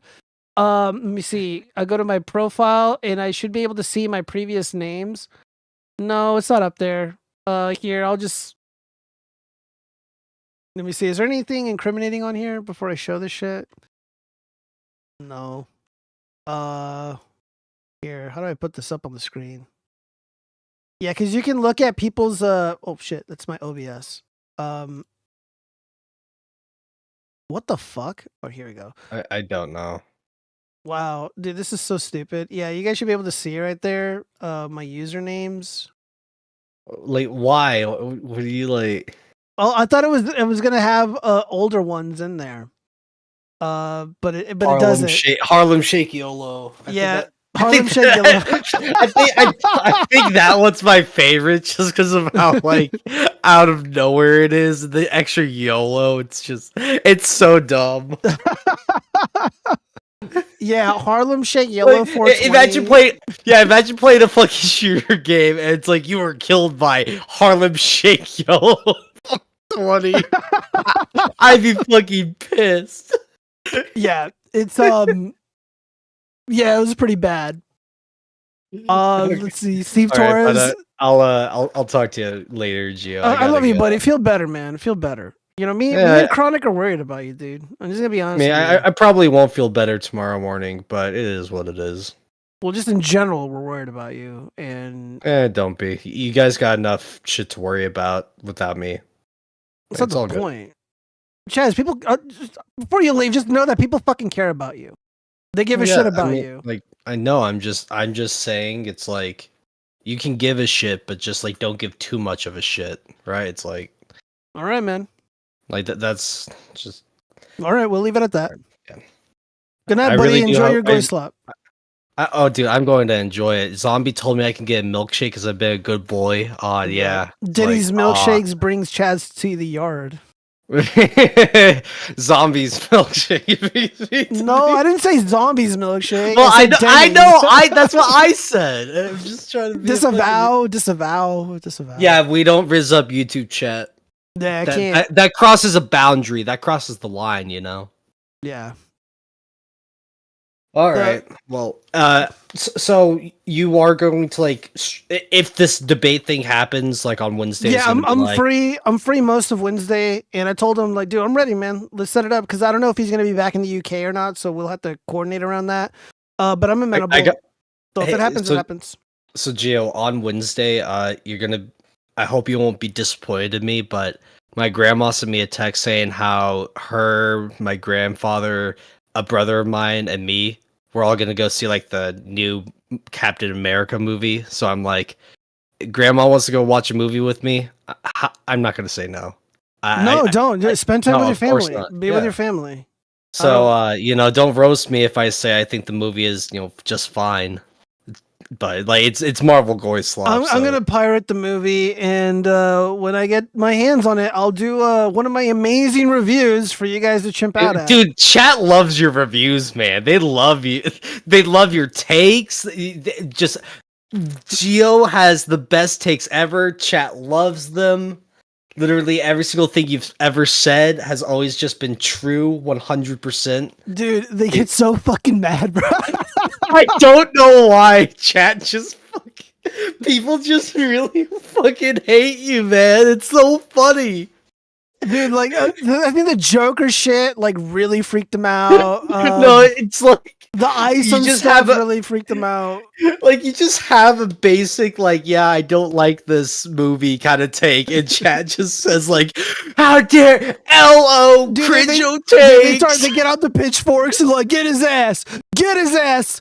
Get that little like, Jew! And I'm like, oh, and then, like, I just like, sitting next to you be like, what the hell, guys? He's fine! No, seriously, sometimes I think that I'm, like, actually the only one, not even just, like, in chat, but in general, that, like, doesn't have it out for you. It's like, and I don't know why. Dude, what's even weirder, though, it's just like, look, a lot of these people, because there's, like, overlap with our little ecosystem of greenskins, right? And it's like, dude, you guys will, like, make fun of and trash Melanie Mack and Sydney Watson and stuff. But for whatever reason, like Eric July is like, no, hands off. We can't. I'm like, dude, like these people are paying these stupid whores and they have these whores in their orbit to promote this fucking garbage. That's okay. But as soon as you start making fun of Eric July for being this fucking weirdo creep who has all these old whores around him, then I'm a bad guy who promotes doxing and harassment. No, fuck you. I'm gonna stand my ground against the chat. Don't fucking lecture me and preach to me like you know better, because you don't. I'm probably gonna have to do like an epic puppet video, just like fucking doing like an epic drama bomb video on Eric July and all the evil, illegal shit that he's done allegedly in a video game. Because like, dude, he just needs to be called out. I'm sorry, but like, I can't fucking do this anymore. I can't, like, I know, like, people don't like it when I criticize ISOM and shit, but, like, look, you guys harass and attack all these idiots in his orbit, but for whatever reason, Eric July is off limits because you fucking morons, agree with his fake Christianity bullshit. And he's then not a fucking Christian. He's using your guys' faces like toilet paper and wiping his fucking hairy ass with it. Disgusting. Do better, chat. Do better, chat. No, K6 just typed referring to me as chat as if, yeah, it is blatantly just like K6 being the one that talks the most shit. Dude, I've gotten so much shit from other influencers who are like, why are you so mean to Cron? Not Eric. Why are you being such a hater? What, are you racist? I'm like, dude, no. Got nothing to do with that. And then I explain myself, and they're like, "LOL, didn't read." Okay, whatever. Fuck you. Yeah, I gotta go get my Denny's goy slop. Yeah, get the goy slop. We'll do a consume sins next week. Yeah. Thank you, Zombie Bomb, for fueling my goy slop impulsive tendencies. Thank you very much. I just want to tell you where your money is going in my pocket, and it's going to Denny's at 2:00 in the morning. So, I hope you feel satisfied, I'm sure you were expecting me to donate that money to like starving African kids, but hey, I'm a starving, American man, right? It's like, who's more important, Gio? You are. Based. All right, have a good night. All right, have a good night, buddy. Love you, man. All right, he is gone. Now there's only one. All right. Read some of these comments. Do a collab review with actual Justice Warrior. Dude, I would like that, man. I really like Sean Fitzgerald. I have tremendous respect for him and the work that he's done. Actual Justice Warrior's work and his content, like he's had real world impacts on things that I'm passionate about and things that should matter to most Americans. Again, I love the boy. Got a lot of respect for him. I did challenge him a little bit on the red pill stuff, on Manosphere stuff, because I think he was kind of I think he was wrong. But there's ways to challenge somebody and engage with somebody who you disagree with, especially if you like them and respect them like I do. I know some of my fellow contemporaries were a little harsher than I was. And again, I just think he's wrong. I mean, I was pretty hard, but I wasn't like, I wasn't as mean as I could have been. And I don't wish to be mean at all. And I don't even think he'd care either, because he's pretty damn witty. See, that about Gio is fucking weird. Fuck you, you dumb bitch. I'm kidding. I'm kidding, guys. I'm kidding. This is a joke. We love you, Chaz. No homo. See you soon. Chaz started gardening. He should. I'm gonna give too much of a shit. Chaz gardens attract a lot of beetles. Do a collab with the. Yeah, I'll message him. I don't know. It'd be cool to have him on the show or something. But I mean, he's really busy and stuff. I don't know. We'll see. It's really cool. I used to take my grandma to the movies. It was such a big deal to her to go with me. Yeah, I should spend more time with my grandmother, you know. I mean, we only get one life, and the time we have on this earth is really limited. And dude, guys, I have 2 fucking jobs. You know, like I'm not rich or anything. Like maybe 3 jobs. You know, I do this streaming stuff. I manage my little Etsy shop. I have a full-time job, you know, doing what I do, trade stuff. And, you know, and I do gig stuff too on the side because I'm trying to save up a ton of money for this renovation that I'm doing. And, you know, like I work a lot. I work holidays. So I don't always get to spend time with family and stuff. So if you have the opportunity, you got a good relationship with your family, savor it. Savor it. Starving African American. Go back to talking about how other influencers pick on you all the time. I don't think I'm getting picked on. I get grilled. They're just like, what's going on here? I love when I come across that. They're so mean to you and you're so hard headed. It's like you don't notice. I don't know what you mean. As I say, he has great legal and criminal justice takes, but all his other opinions are mugadushu. Yeah, pretty much. And hopefully he like doesn't really dive into like the red pill manosphere stuff. And also that the space is kind of changing too. I mean, the nature of the game is changing. Let's just be real. The game, meaning like relationships and dating, that's changing. The landscape is changing. Maybe it's going to revert back to what I was used to when I was a youngster. I'm not really sure, but he comes out with his weird take and he obviously didn't understand like the fundamentals of like the new red pill or just general MGTOW manosphere stuff. And it's like, look, if you're going to talk about manosphere and MGTOW, like you got to know what you're talking about because the people in that space are, I don't want to say jaded, but they have legitimate grievances and like they're going to come for you, man. And they're going to be really fucking mean because a lot of these guys have been dumped on. They've gone to the divorce courts. You know, they're like, dude, you're playing with fire, man. And again, I my opinion just generally is like, yeah, these guys have grievances and they deserve the right to speak. And I think the censorship of the red pill or the manosphere is bullshit. Plain and simple. I mean, it's so bad. Apparently the federal government is, you know, has our boy Sandman on a fucking list. Like, it's bullshit. Spend a couple hundred taking her somewhere she'll enjoy one time. You already take old women out just for fun anyways. Wow, Zombie Bomb. Well, thank you. Well, we got to get into finance on the topic of money. I'm not going to read this whole article because, I mean, they kind of give it away right here. The title, I'm 20 years old and saved $15,000 over 2 years for my dream study abroad. Now my pregnant cousin is hurting financially and asking for money. Says I can't save up again. Am I selfish for saying no? No, you're not. Absolutely not. First off, where's the man? Where's the husband? Where's the boyfriend? Where's the father? Where's the father at? He needs to step up and take care of his bitch and the kid. Again, I don't know what the situation is with the cousin and the kid and the dad or whatever, but like, it's not her responsibility. And for those who are financially conscious, for those who really want to improve their financial standing in life, I always preach I mean, this isn't official financial advice, but this is how I conduct myself in the real world and online. I don't brag about the money that I make or the money that I have, the money that I used to have, how much I've saved up for this or that or whatever. Bragging is pretty lame. And even if you're not bragging per se, if you come out and let's say you confess, I've saved up $15,000 so I can open up a small business. I saved up $15,000 so I can buy this motorcycle or buy this car or whatever. And people realize you got money, they will use that information against you. They will use that information to get something out of you. Hey, I really want to go to this concert, but I'm, you know, like I hear that you kind of like it too. Why don't you buy us tickets? Hey, I'm pregnant. Why don't you step up and help me out because I'm struggling financially? You can always save up again. The answer is no. If this ever happens to you, you need to stand your ground. And you need to impress upon the person the need for fiscal responsibility in their life. They need to sort themselves out. They need to get their affairs in order. It's not your responsibility. Where does it end? If you advertise your financial standing in life, depending on who you're talking to, they will use that information against you.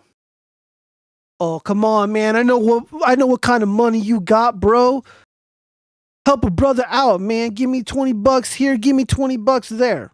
You're never going to see that money again. And then people are going to dislike you and not invite you out or whatever because you're not giving them what they want. They're not entitled to it, of course.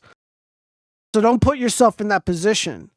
Okay, so let's go back to this title here. So the girl wants to study abroad. Okay, so she wants to presumably better herself and educate herself. And she wants to do it and she have a really unique experience and, do it in, Italy or France or wherever she wants to go. Australia, who cares? And something fun and exotic, something different. And she saved up for it. She worked, she busted her butt doing it. That's great. That's really great. But you know what? No one cares about your dream to study abroad when they got a bun in the oven. When someone owes the bank money for their shitty car that they cannot afford. They'll take what you got. They'll take advantage of you. And it'll make you more resentful if you help somebody like this. Because you're never going to get that money back. You're setting yourself back financially. You're setting aside your goals to placate people who should know better, who should have their affairs in order, who should have a man around to handle their financial stuff. Don't let people take advantage of you, man. I mean, I've been taking advantage. Well, people have tried to take advantage of me. And I said no. There's been people that have reached out and they've helped me. I tell you guys, like, I grew up poor and, I didn't have a lot of direction in life and, my situation was dire. But there were people who had faith in me. They saw something in me that I didn't even see in myself. And now I feel like it's my responsibility to step up and be a leader of sorts. Be a follower of Christ. And to spread goodness. And to rebuke and challenge these evil satanic cultists that are embedded in our government. To call out corruption, even to the detriment of myself. Because so few people will do it. I studied finance and I worked in retail banking and stuff. And, I think talking about this stuff is important. Giving out this kind of financial advice is important. So I want to dedicate more of the show to stuff like this because the finance is really blowing up. There's that Caleb Hammer guy, there's Zach Rios, Dave Ramsey. Like, dude, the financial stuff, like, people just don't know. People are not really equipped to handle finances. Like, I was over at one of my buddy's houses. He had a little party, and his daughter, she's off to college now, but we were talking about people's financial standing in life, if you will. And how the youngsters are not prepared for the real world. A lot of these kids don't know their way around a check. Like a physical check. They don't know what the numbers at the bottom mean. They don't know how to write it out. They don't understand how the check works. A physical check works. So there's a lot of ignorance. Not in the bad way. Just willful ignorance. And it's really the fault of the public education system because they prioritize wokeness, DEI, all this useless pornography. They want that in the hands of children, but they don't want them armed with knowledge, practical financial skills.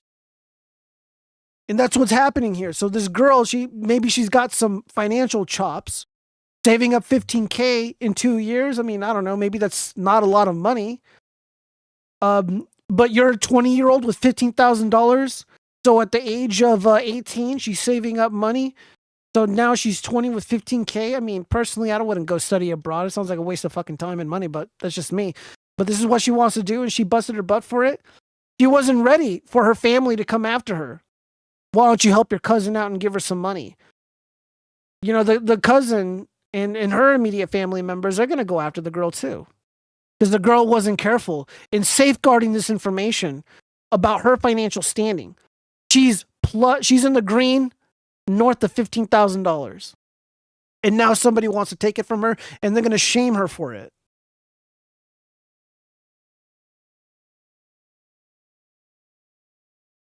I'm just curious. Let me see. All right. Let's see. Put your financial security first. Let's say your pregnant cousin's request has you in an emotional bind. You could end up in a bigger bind if you give her a handout, even if the impulse to help is natural. And of course it is. It's family, right? One survey found that 60% of U.S. adults have helped family members out financially in a time of need. But the same survey revealed that 35% of the people that did so ended up damaging their credit score and their relationship with the person they helped. Look, there's ways to help people struggling financially.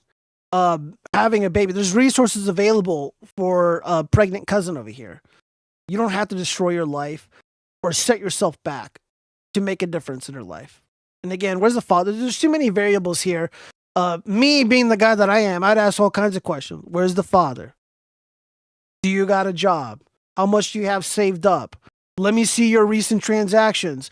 Do you got Netflix, Hulu, HBO, yada, yada, yada, Amazon Prime? What are you doing to set yourself up for success? What about the kid? Are you thinking about the kid's future? Are you going to set aside money for their college or for their whatever? What are you doing? If you're not doing any of that, I don't think I'm really interested in helping you out because you're not interested in helping yourself out. You got to daddy up on people, man. You got to fucking daddy up on them. And it's not comfortable to do it. It sucks, man. The guy I went to school with, he's doing really great now. He's a tradesman, you know, like he's got his own house. He's got a Jeep Gladiator. He was living in the park right down the street from me in a nice area. He was close to home. He was homeless. Nobody could help him. He had to figure it out on his own.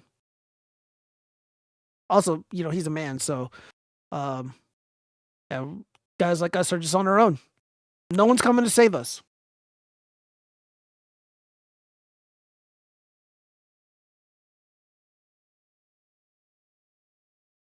All right, let me read some of these comments before we move on. The red pill is let's go back to the way it was before.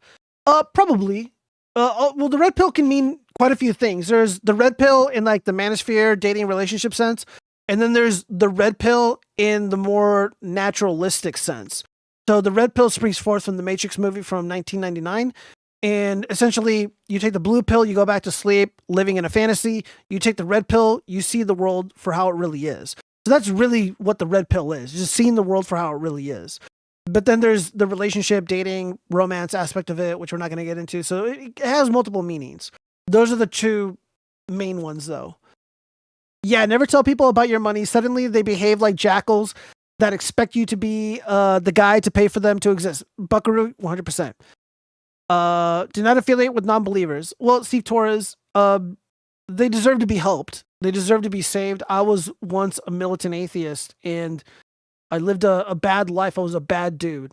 And because of people showing me kindness and love, I was able to go to the light and lead a better life.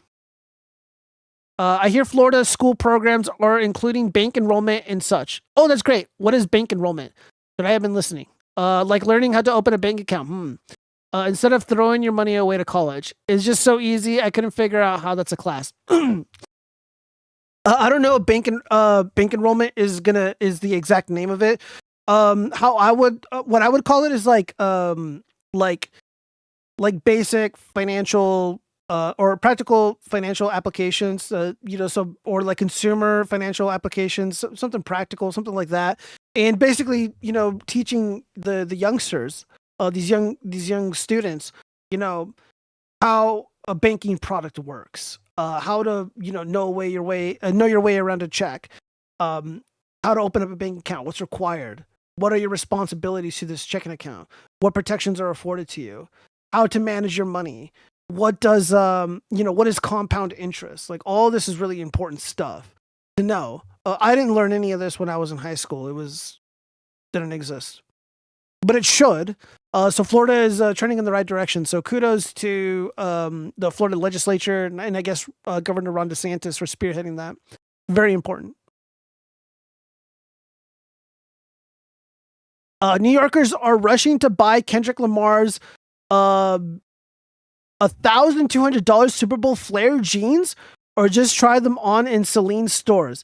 All right, so the Super Bowl happened not long ago, and people are buying these jeans that were worn by Kendrick Lamar.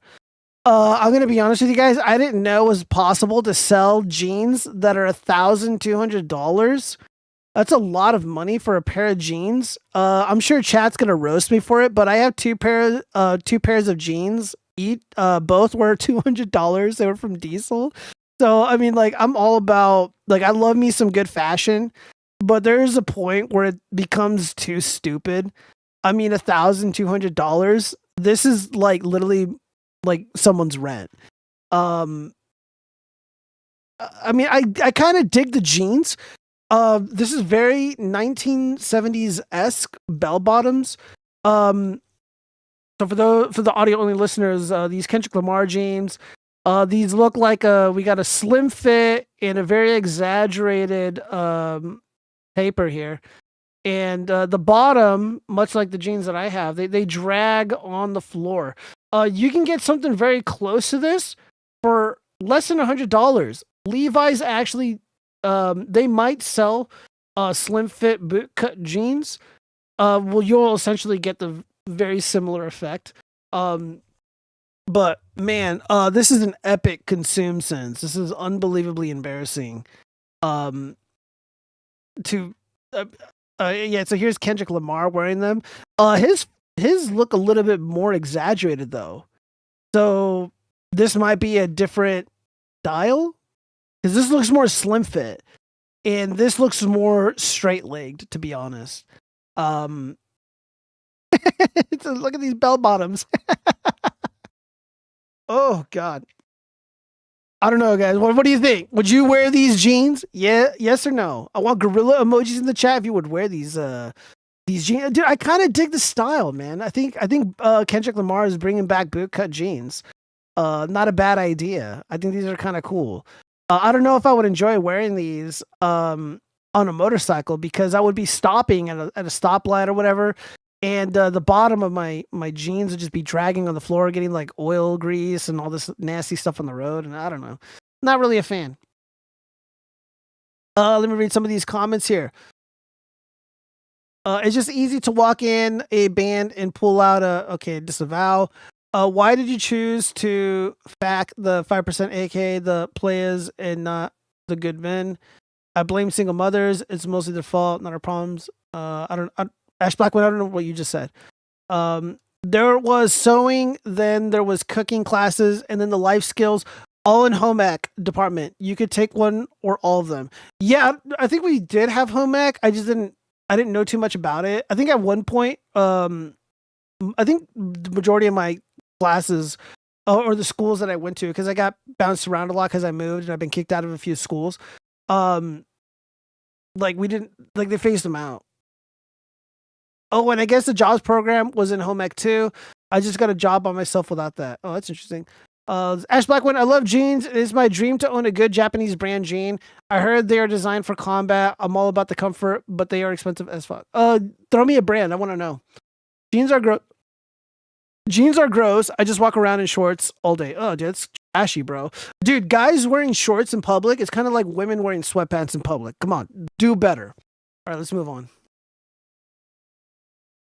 Trying to get through all this quickly. Fuck. We gotta get into the 304 stuff. Don't be the second guy.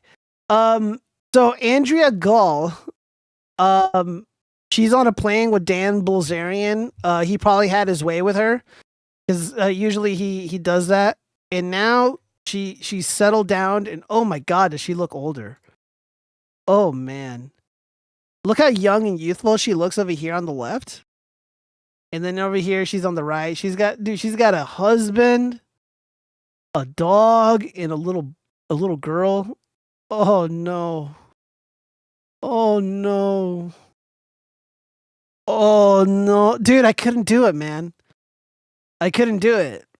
Dude, just like you're at a bar with the boys, like, hey man, didn't Andrea fuck Dan Bilzerian on a plane? He's like grabbing her ass and stuff. Like, didn't your wife do that, bro? Embarrassing, dude. Have some self-respect. So of course I respond, oh well, bruh. Girls when they settle down. Wife. Side chick. Yeah, that's a good one.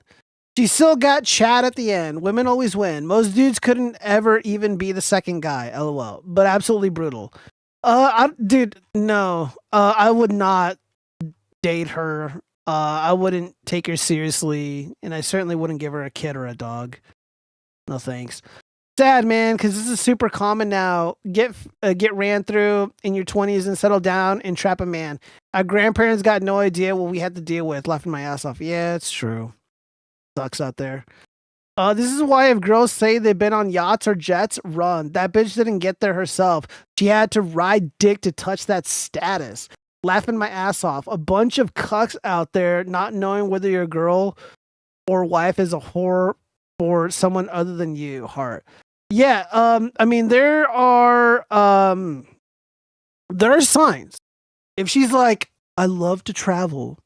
I just love traveling. Red flag. Immediate red flag. Dude, when I see that on Tinder or on OkCupid or on JDating or on Christian Mingle, I'm like, nah. Or like if she's really cute, maybe a one-time thing. But other than that, no. Yeah, dude, she travels. Jet City Woman, Queensryche, dude, he nailed it, bro. That song, listen to that song, man. That'll teach you all you need to know about women who travel. Okay. If she doesn't give me her 20s, I don't give her my life savings and my time. Easy. Fair enough. Where are you weirdos going to find these so-called virgins unless you try to date a woman that's underage? Majority of men are going to be the second, third, fourth, or fifth guy. You weirdos need to actually go outside in the real world and live. Stop letting internet, blah, blah, blah. Okay, Zimmerman. My college sweetheart was a virgin. We were both 21, or she was 20, I was 21. And they do exist. They are out there. But you do have to go out there and touch grass. I mean, just to be like, just to shame dudes. Again, like, it's not really that, guys, it's not that deep. Zimmerman, it's not that deep. It's like, yeah, this woman right here belongs to the streets. What self-respecting guy wants to take this home after she's banged dudes like this? Douchebags like Dan Brozillian, or whatever his stupid name is. And then you end up like this. Dude, bro, like, this homie doesn't even look happy, man. He looks miserable. He knows. He fucking knows, man. Look how she aged, bro. Her face changed up a lot. Well, you know, as long as they're happy, right? I don't think men want virgins. Just don't want to have self-embarrassed loving someone like that. Yeah, I mean, dude, guys will compromise. Like, it really isn't that big of a deal for most people. It's just like, oh, well, whatever, man. She had a boyfriend in like high school. It's like, whatever. You know, they can live with that. But if she's like, you know, going on streams with like Dan Brozillian or the Fresh and Fraud guys, then yeah, for the streets, no thanks. The tweet is saying don't take care of someone else's kid. Are you stoned? Bro just said all women over the age of 18 are fucked. Don't compare everyone with the family members you have. Oh man. Don't ring someone who sleeps with celebrities or influencers. It's not a hard stand. Yeah. I don't know. I'm gonna be on the side of the I'm taking the manosphere side on this. The manosphere stance. This chick should not be taken seriously. All right, let me read some of these comments here on YouTube. Give her a dog? GOL. No, I would not give her a dog. I was saying I would not give her a dog. She's too pasty. I like her skin color. There's nothing wrong with her skin. I think she looks beautiful. Well, maybe not now, but over here, like, this is like really wholesome and ideal for me. Yeah, it'd be my type, I think. But not going around traveling with other men and advertising it like this. I mean, look at it. She's treating this like a trophy. Like, look, she's treating it like she won the lottery. It's kind of sickening if you think about it. Some of the top Japanese jean brands include Momotaro jean, Samurai jeans, Ironheart, Oni Denim, Pure Blue Japan, and Studio Artisan. I'll check those out. The dog looks miserable. I went shopping the other day and found Jinkos. Oh, Zombie Bomb. Gross. They're my New York pants. It's retarded. Yeah, dude, even the dog does look pretty sad. Here, let's zoom in on that dog.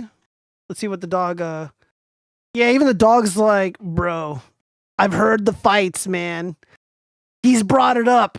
He's like, why do you have those images still up on Instagram? They're laughing at us. Andrea. Oh, God. All right, let's move on. We're almost done here. I slept with 600 men in 2024. Now I'm looking to settle down and find love. Hold on. I need water for this. Oh, fucking Christ.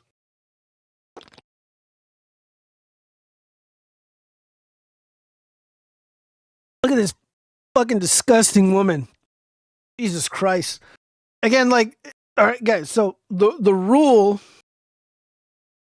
is not to care about what the whores do, okay? They're going to go out doing their streetwalker thing. Cool. But then they shove this in my face. They're looking to settle down and find love. That's what it takes now in modernity. After 600. All right, that's it. I got it out of my system. Now I want to settle down with the nice guy. Well, let's hear her out. Australia's most sexually active woman, wow, has revealed she is ready to settle down after going on just one date in the last 2 years. Yeah, by the way, this is a lie.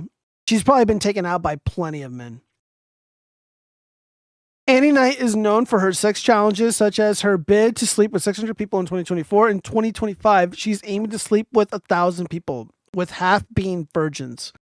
Yeah, just advertise on Reddit and you'll get all virgins. Knight also made headlines in 2024 after she and fellow adult content creator Bonnie Blue were forced to leave Fiji ahead of the government issuing a deportation notice base for their schoolies antics. The Australian schoolies plans had been foiled after the Australian government denied Blue a visa. However, despite still focusing on her career, the 28-year-old has revealed that she is actively looking for love after having been on only one date in the last 2 years. Again, this is a lie. Full stop, 100% lie, categorically a lie.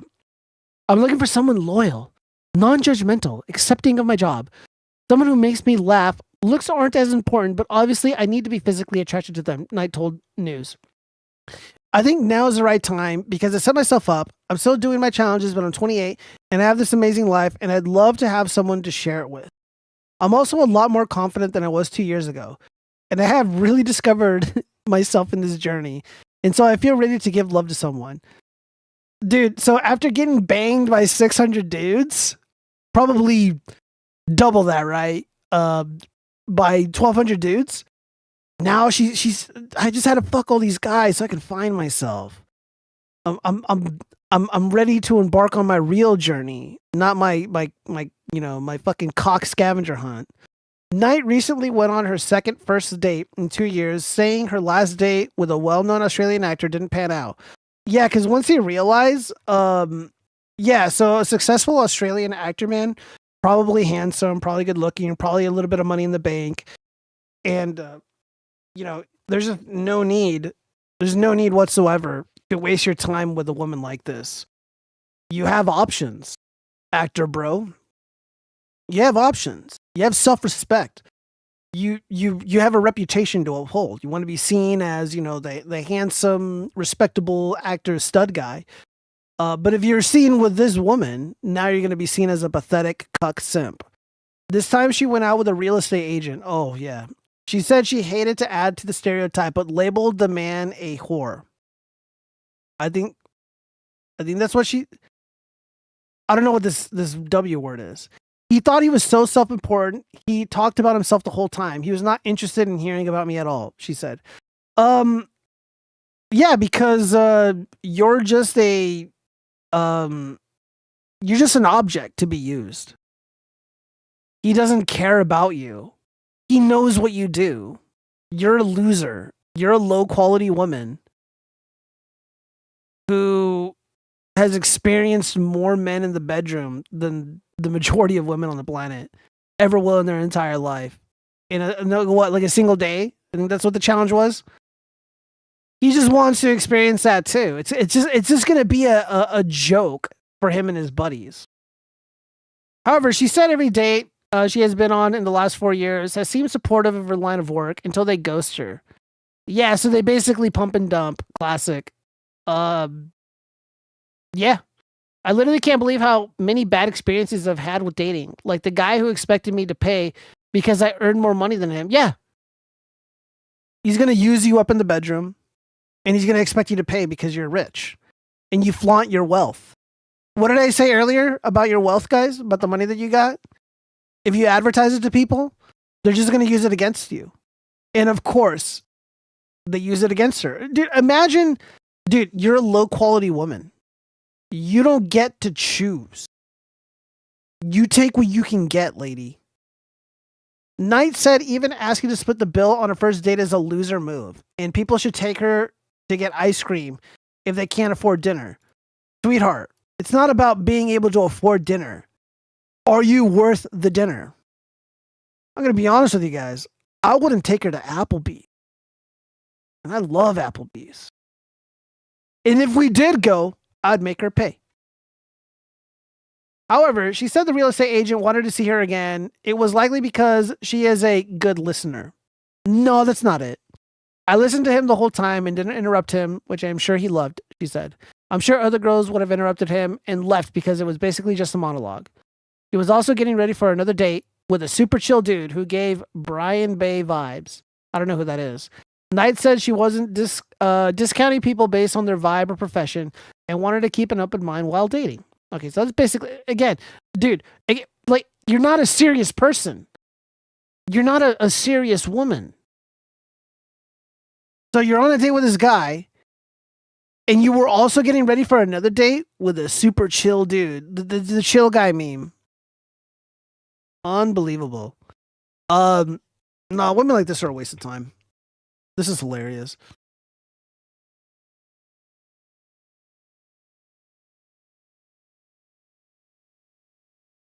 Yeah, it's a who loves the gangbang. Yeah. She found herself a school pencil sharpener. Ice skating. I learned to skate from roller skating in our basketball gym in high school. I can skate because of it. I should roller skate soon. I miss it a lot. I'm bad at it. I am a handsome Aussie. Oh, Gio. Well, Friedrich Marx. Being nice. Wanker. Is that what the W word was? Wanker? Talk about noise. OG skates. Aussie men import their women. White women are expected to pay or go 50-50. All right. Yeah, it's pretty awesome. All right, well, let's move on. All right, this one's about me. I'm a cougar, swapping toy boys with my friends. Men my age have too much baggage and are bad in bed. Guys, so y'all will hate me. Y'all will make jokes at my expense. But I'm being swapped around like, blue stock chips on the NASDAQ, all right? Swapping me around with all their little, I'm in the den of cougars. And I'm like, oh, fuck. Oh, God, I'm so overwhelmed. This cougar is sharpening her claws. Yeah, dig them into me. After 7 years spent dating dud dudes her own age, Haley Hopper, 38, is now setting her sights on fellas who are a little bit younger. Oh, guys my age don't want anything fun. Cooper, who works part-time as a nurse and stripper, complained. All they want is some kind of stepmom for their kids. And they always bring along baggage from being with their ex-wives. Wow, she sounds just like a man. She further moaned, more often than not, though, they're so judgmental. Hooper thinks this makes men her age boring, although she admitted, I don't think they are really too keen on me either. Well, at least she's honest. Enter men who are almost 2 decades her junior. I don't mean to date younger she insisted, but they approached me and I end up sleeping with them. Maybe it's the energy I give off. Yeah, I love that energy. She shared that a 21-year-old saved up all his money so he could take her out to dinner, yet she's shamed for seeing younger men. Oh, Jesus Christ. I don't even think I can go through most of this article, you guys. It's so common, though, for older men to be celebrated for dating younger. We don't ever talk about how there's so many women out there, too, that have already hit their sexual peak and men their age aren't interested. 2%. It's something I see so common with women my age these days. It's crazy. So we go for younger guys, and we're usually slammed for it. Well, look, I'm not slamming you for it. I'm all for it, lady. I'm in Vegas, so come find me. Fortunately, Hooper has found fellow cougars who share her preference for fellas in the roaring 20s. My friends and I are all about and honest about our sexual experiences, so we pass on the boys once we're finished and give back. Damn, dude. I'm not gonna say whether I've been passed around like a blunt from these cougars, but look, dude. Look, I like what I like, all right? Hey, that's what I'm saying. Dude, I saw this article pop up on Twitter, and I'm just like, dude, I have to talk about it. Chat's gonna love it. Chat's gonna love it. However, the situation isn't helping her to settle down.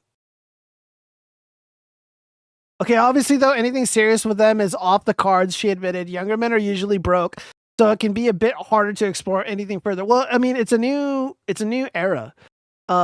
If love and happiness and shit is all you care about, money shouldn't be a problem, am I right? But they really do try so hard, and the sex is incredible. They're just willing to give anything a go, which I really admire. When Hooper does decide to search for a partner, she's going to be a cutthroat. Well, lady, you're at that age where you don't really have a lot of options. I mean, I don't know, this helps, but she's got a better attitude than the fucking OnlyFans whores, that's for sure. I don't know. Let's see what the chat thinks. Yeah, they're pretty awesome. Ew. All right, Megatoni God is not a fan. Maybe it's the energy. Boobs, I'm giving off. Yeah, it's not really the energy. It's everybody knows what they're after. Gio picked this one out. Gio picked this one out for him. I know, right? Had my share. I'll just leave it at that. Had my share. You will never settle. Too much standards like most women. Yeah, I know, right? She's gonna be a cutthroat. Again, like you don't really have a lot of options. At that age. I mean, right now, I mean, I know the age is kind of against her, but I don't know. I mean, this looks kind of incredible to me. And yeah, but dude, like, I don't know, she banged all the dudes on the football team. Again, this is a one-time thing, so you know, whatever. Can't wait till her back breaks. It's already broken. What are you talking about? Let's see. We only got a couple more things, and then I'm out of here. So we got some cringe. What's going on here? Dude, what do I do? Oh yeah, this is a modern women syndrome. All right, so for the audio only listeners, we have a truck dragging a giant pole towards a woman, and well, let's see what happens. Oh my god! Stop! Dude, what do I do? Stop! Dude, stop! Stop! Stop!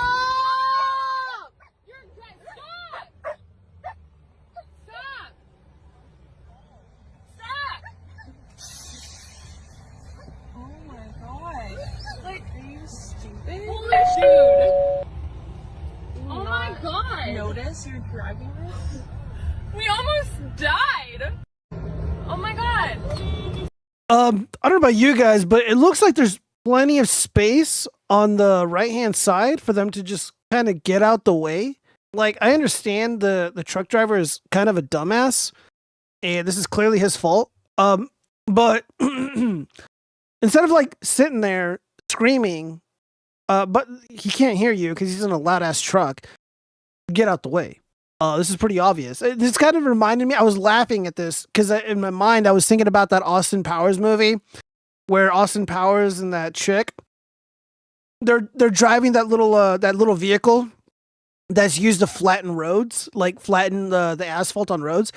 And then the security guy was like, "Oh no, oh fuck!" And then he's like, "Get out the way, mate! Oi, oi, oi!" And then he gets ran over, even though the vehicle was going like like 2 miles per hour. All he had to do was like get out the fucking way.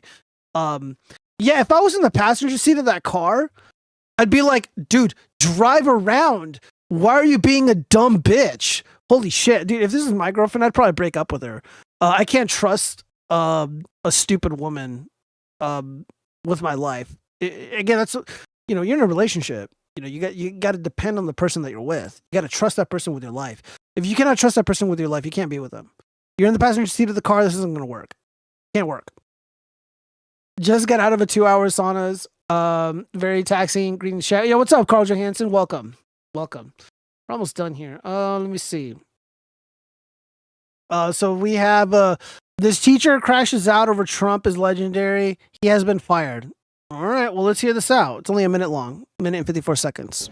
And the only thing that bothers me more than him is all the Republican senators and congressmen who just keep going along with it. It's not because they believe in it. You gotta know they don't believe in it. They don't believe in any of it. They're just afraid that he's gonna talk smack about them on Truth Social, and then they're gonna lose their job in an election. So they're just doing whatever he says, which is the worst possible thing, because that's cult and dictatorship. Jesus Christ, you don't see that? I'm not kidding. When I say wipe that smile off, I don't care if that's a detention. I just wrote you a referral mentally. You're going to detention for bringing up politics in class. You want to go for 2? Control yourself, man. Yo. Excuse me?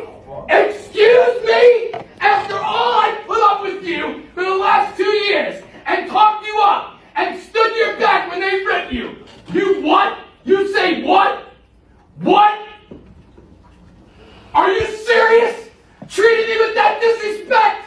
Are you serious? Are you serious? Are you serious? If I could take back your letter of recommendation from college right now, I would. You talk to me like that? After everything I've done for you? Are you kidding me?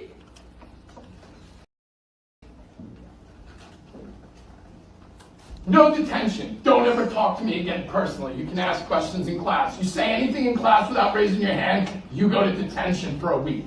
From now on. Disrespect me like that? You got your letter, so now everything's good, right? You got your high grade on the midterm, so everything's good. Now you can treat me like that? After all I've stood up for you, you punk ass. You really gonna do that to me? Dude, what's with the GigaChat filter? What is going on here? Hilarious. Maybe controversial take, but I don't think the teacher should have been fired for this outburst. I mean, maybe he shouldn't call them a punk ass, but saying to someone to delete themselves after they like hooked it up with a letter of recommendation sounds pretty lame. Sounds like really dishonorable behavior. Even though like I'm pro-Trump and the teacher's obviously anti-Trump, like, dude, come on, man. Have a little bit of class. Have a little bit of, you know, decorum here. And the teacher should know better. It's like, dude, someone's going to record you chimping out on a student and you're going to lose your job because you sound unhinged. Even though it is insanely disrespectful to tell someone to delete themselves in a video game when you've helped them out. And letters of recommendation are pretty hard to get, man. I wouldn't know. I worked pretty hard for mine. I forgot to put one thing on the docket. I thought it was pretty damn funny, and we're gonna watch it right now.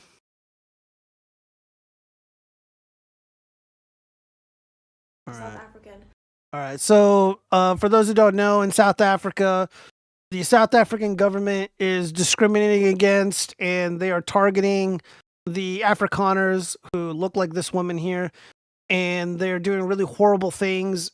South Africa is one of the most dangerous countries in the world, and they have newly elected leaders who are calling for violence against Africans who look like this, and they are also confiscating land and doing horrific things.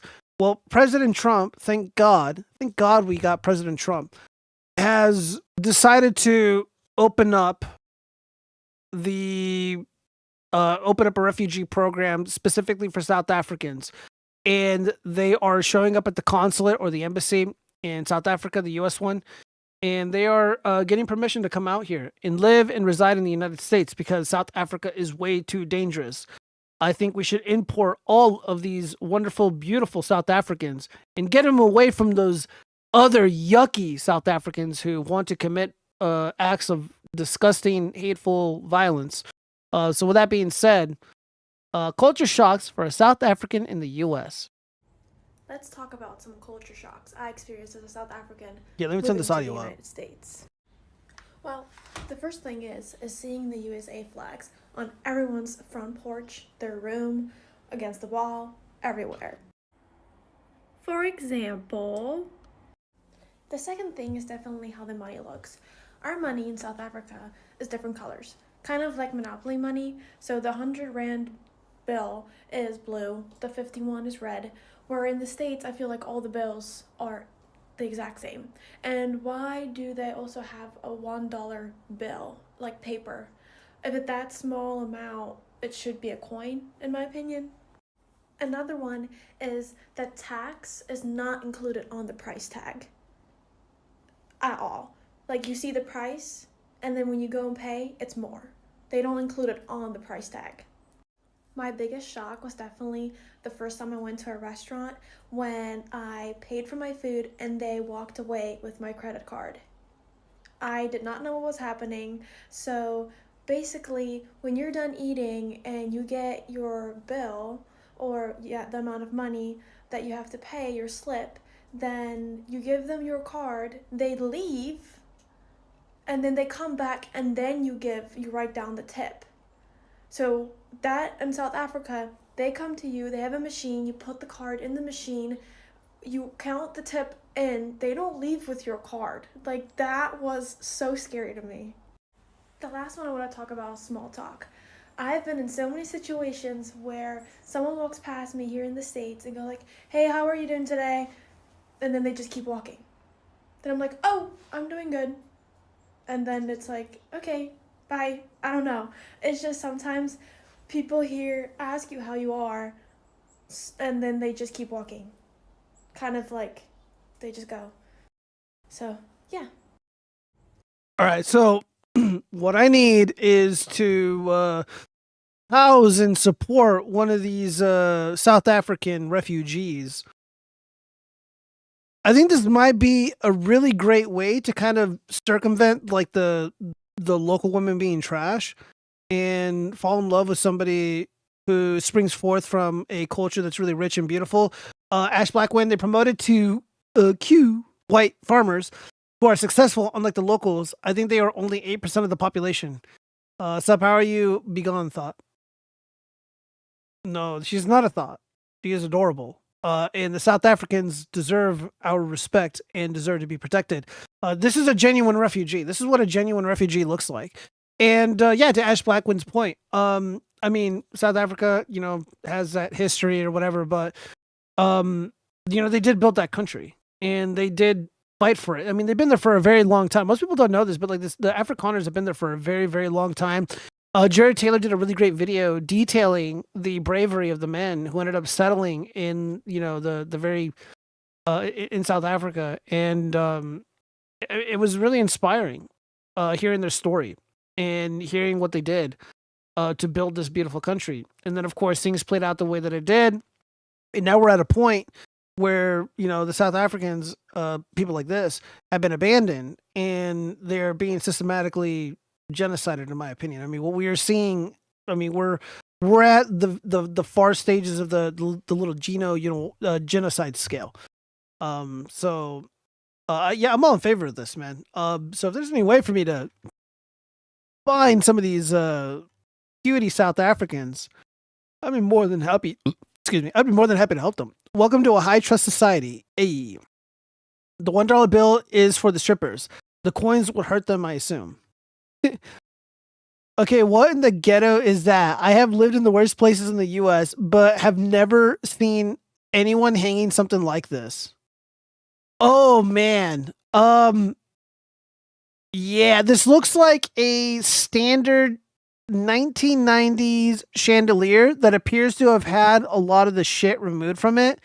It looks like more than likely this had like a little glass not base, but like a glass shell. and it broke. So it was probably just easier to remove it because it wasn't really safe to have all that glass and shit, that loose glass just kind of floating in the air. So that's what we're seeing here. That's what we're seeing here. And then this chain right here, this leads to the actual receptacle. She doesn't even have the accent. She's returning from a trip, or her parents dragged her over for a couple years. She's also welcome to go back. Whoa, Carolina Patria. I sense an angry, resentful woman. Carolina is a place. Never mind. Probably a dude. Coin money is expensive to make. I'm not gonna read all that. I left South Africa when I was 2 years old, and I have a stronger accent than this. Not all of them have accents. I lived in Europe on the early 2000s and way back in 2002. All waiters had portable credit card machines to charge at your table. Still to this day, they don't have them in the U.S. barely anywhere. Is there a South Africa, Ohio that I didn't know about? Wow. What happened to the best English accent? She sounds 100 American. Well, let's listen to her one more time. I know it's like really quiet. I don't know why. Shocks I experienced as a South African moving to the United States. Well, the first thing is seeing the USA flags on everyone's front porch, their room, against the wall, everywhere. For example, the second thing is definitely how the money looks. Our money in South Africa is different colors. You know, I think she's kind of whispering. She's probably trying to like wake up somebody in the house. That would be my guess. She got the restaurant part wrong. I'm not gonna read that. We don't want to know how you are. We just letting you know we aren't a threat. Ever tried to stuff a $1 coin down a stripper? Oh God, what's up with all the stripper talk? Disgusting. All right, let me check the bookmarks really quick, and then I'm gonna clear out of here. I'm gonna go smoke a cigarette.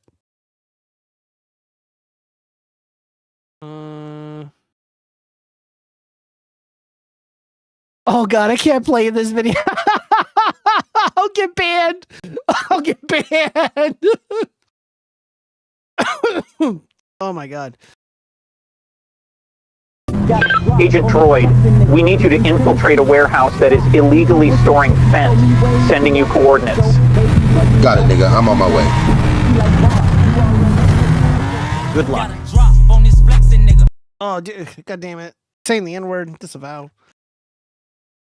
All right, well, I think that's about it. I had a full show. For whatever reason, Cheese did not want to show up. Shut up, Zombie Bomb, you're gross. Look, I can either smoke a natural cigarette that has natural tobacco in it, or I can suck on a fucking lithium-ion battery, okay? Stop coughing when you laugh. Look, I feel like I'm being really judged here, and I don't like it. I don't like it one bit. Yeah, so you guys, we might get a special stream on a Wednesday. We'll see. I don't know. Go and TP pose one of those in Discord. Going to post one of those here. I don't know what you mean by that. Going TP post? I don't know what that means. But yeah, guys, everybody who joined and supported the show and subscribed and all that, guys, don't forget to like. Please like the video. Help me out. We'll see you guys next week, and hopefully Cheese decides. Yeah, I don't even care if he comes back. He's being just way too flaky, way too goony for me, and you know you can't get him. Can't really get him to do anything. So, what else? Read my comment. Stop. How are you? What comment? Hold up. Is it in Discord? Hold up.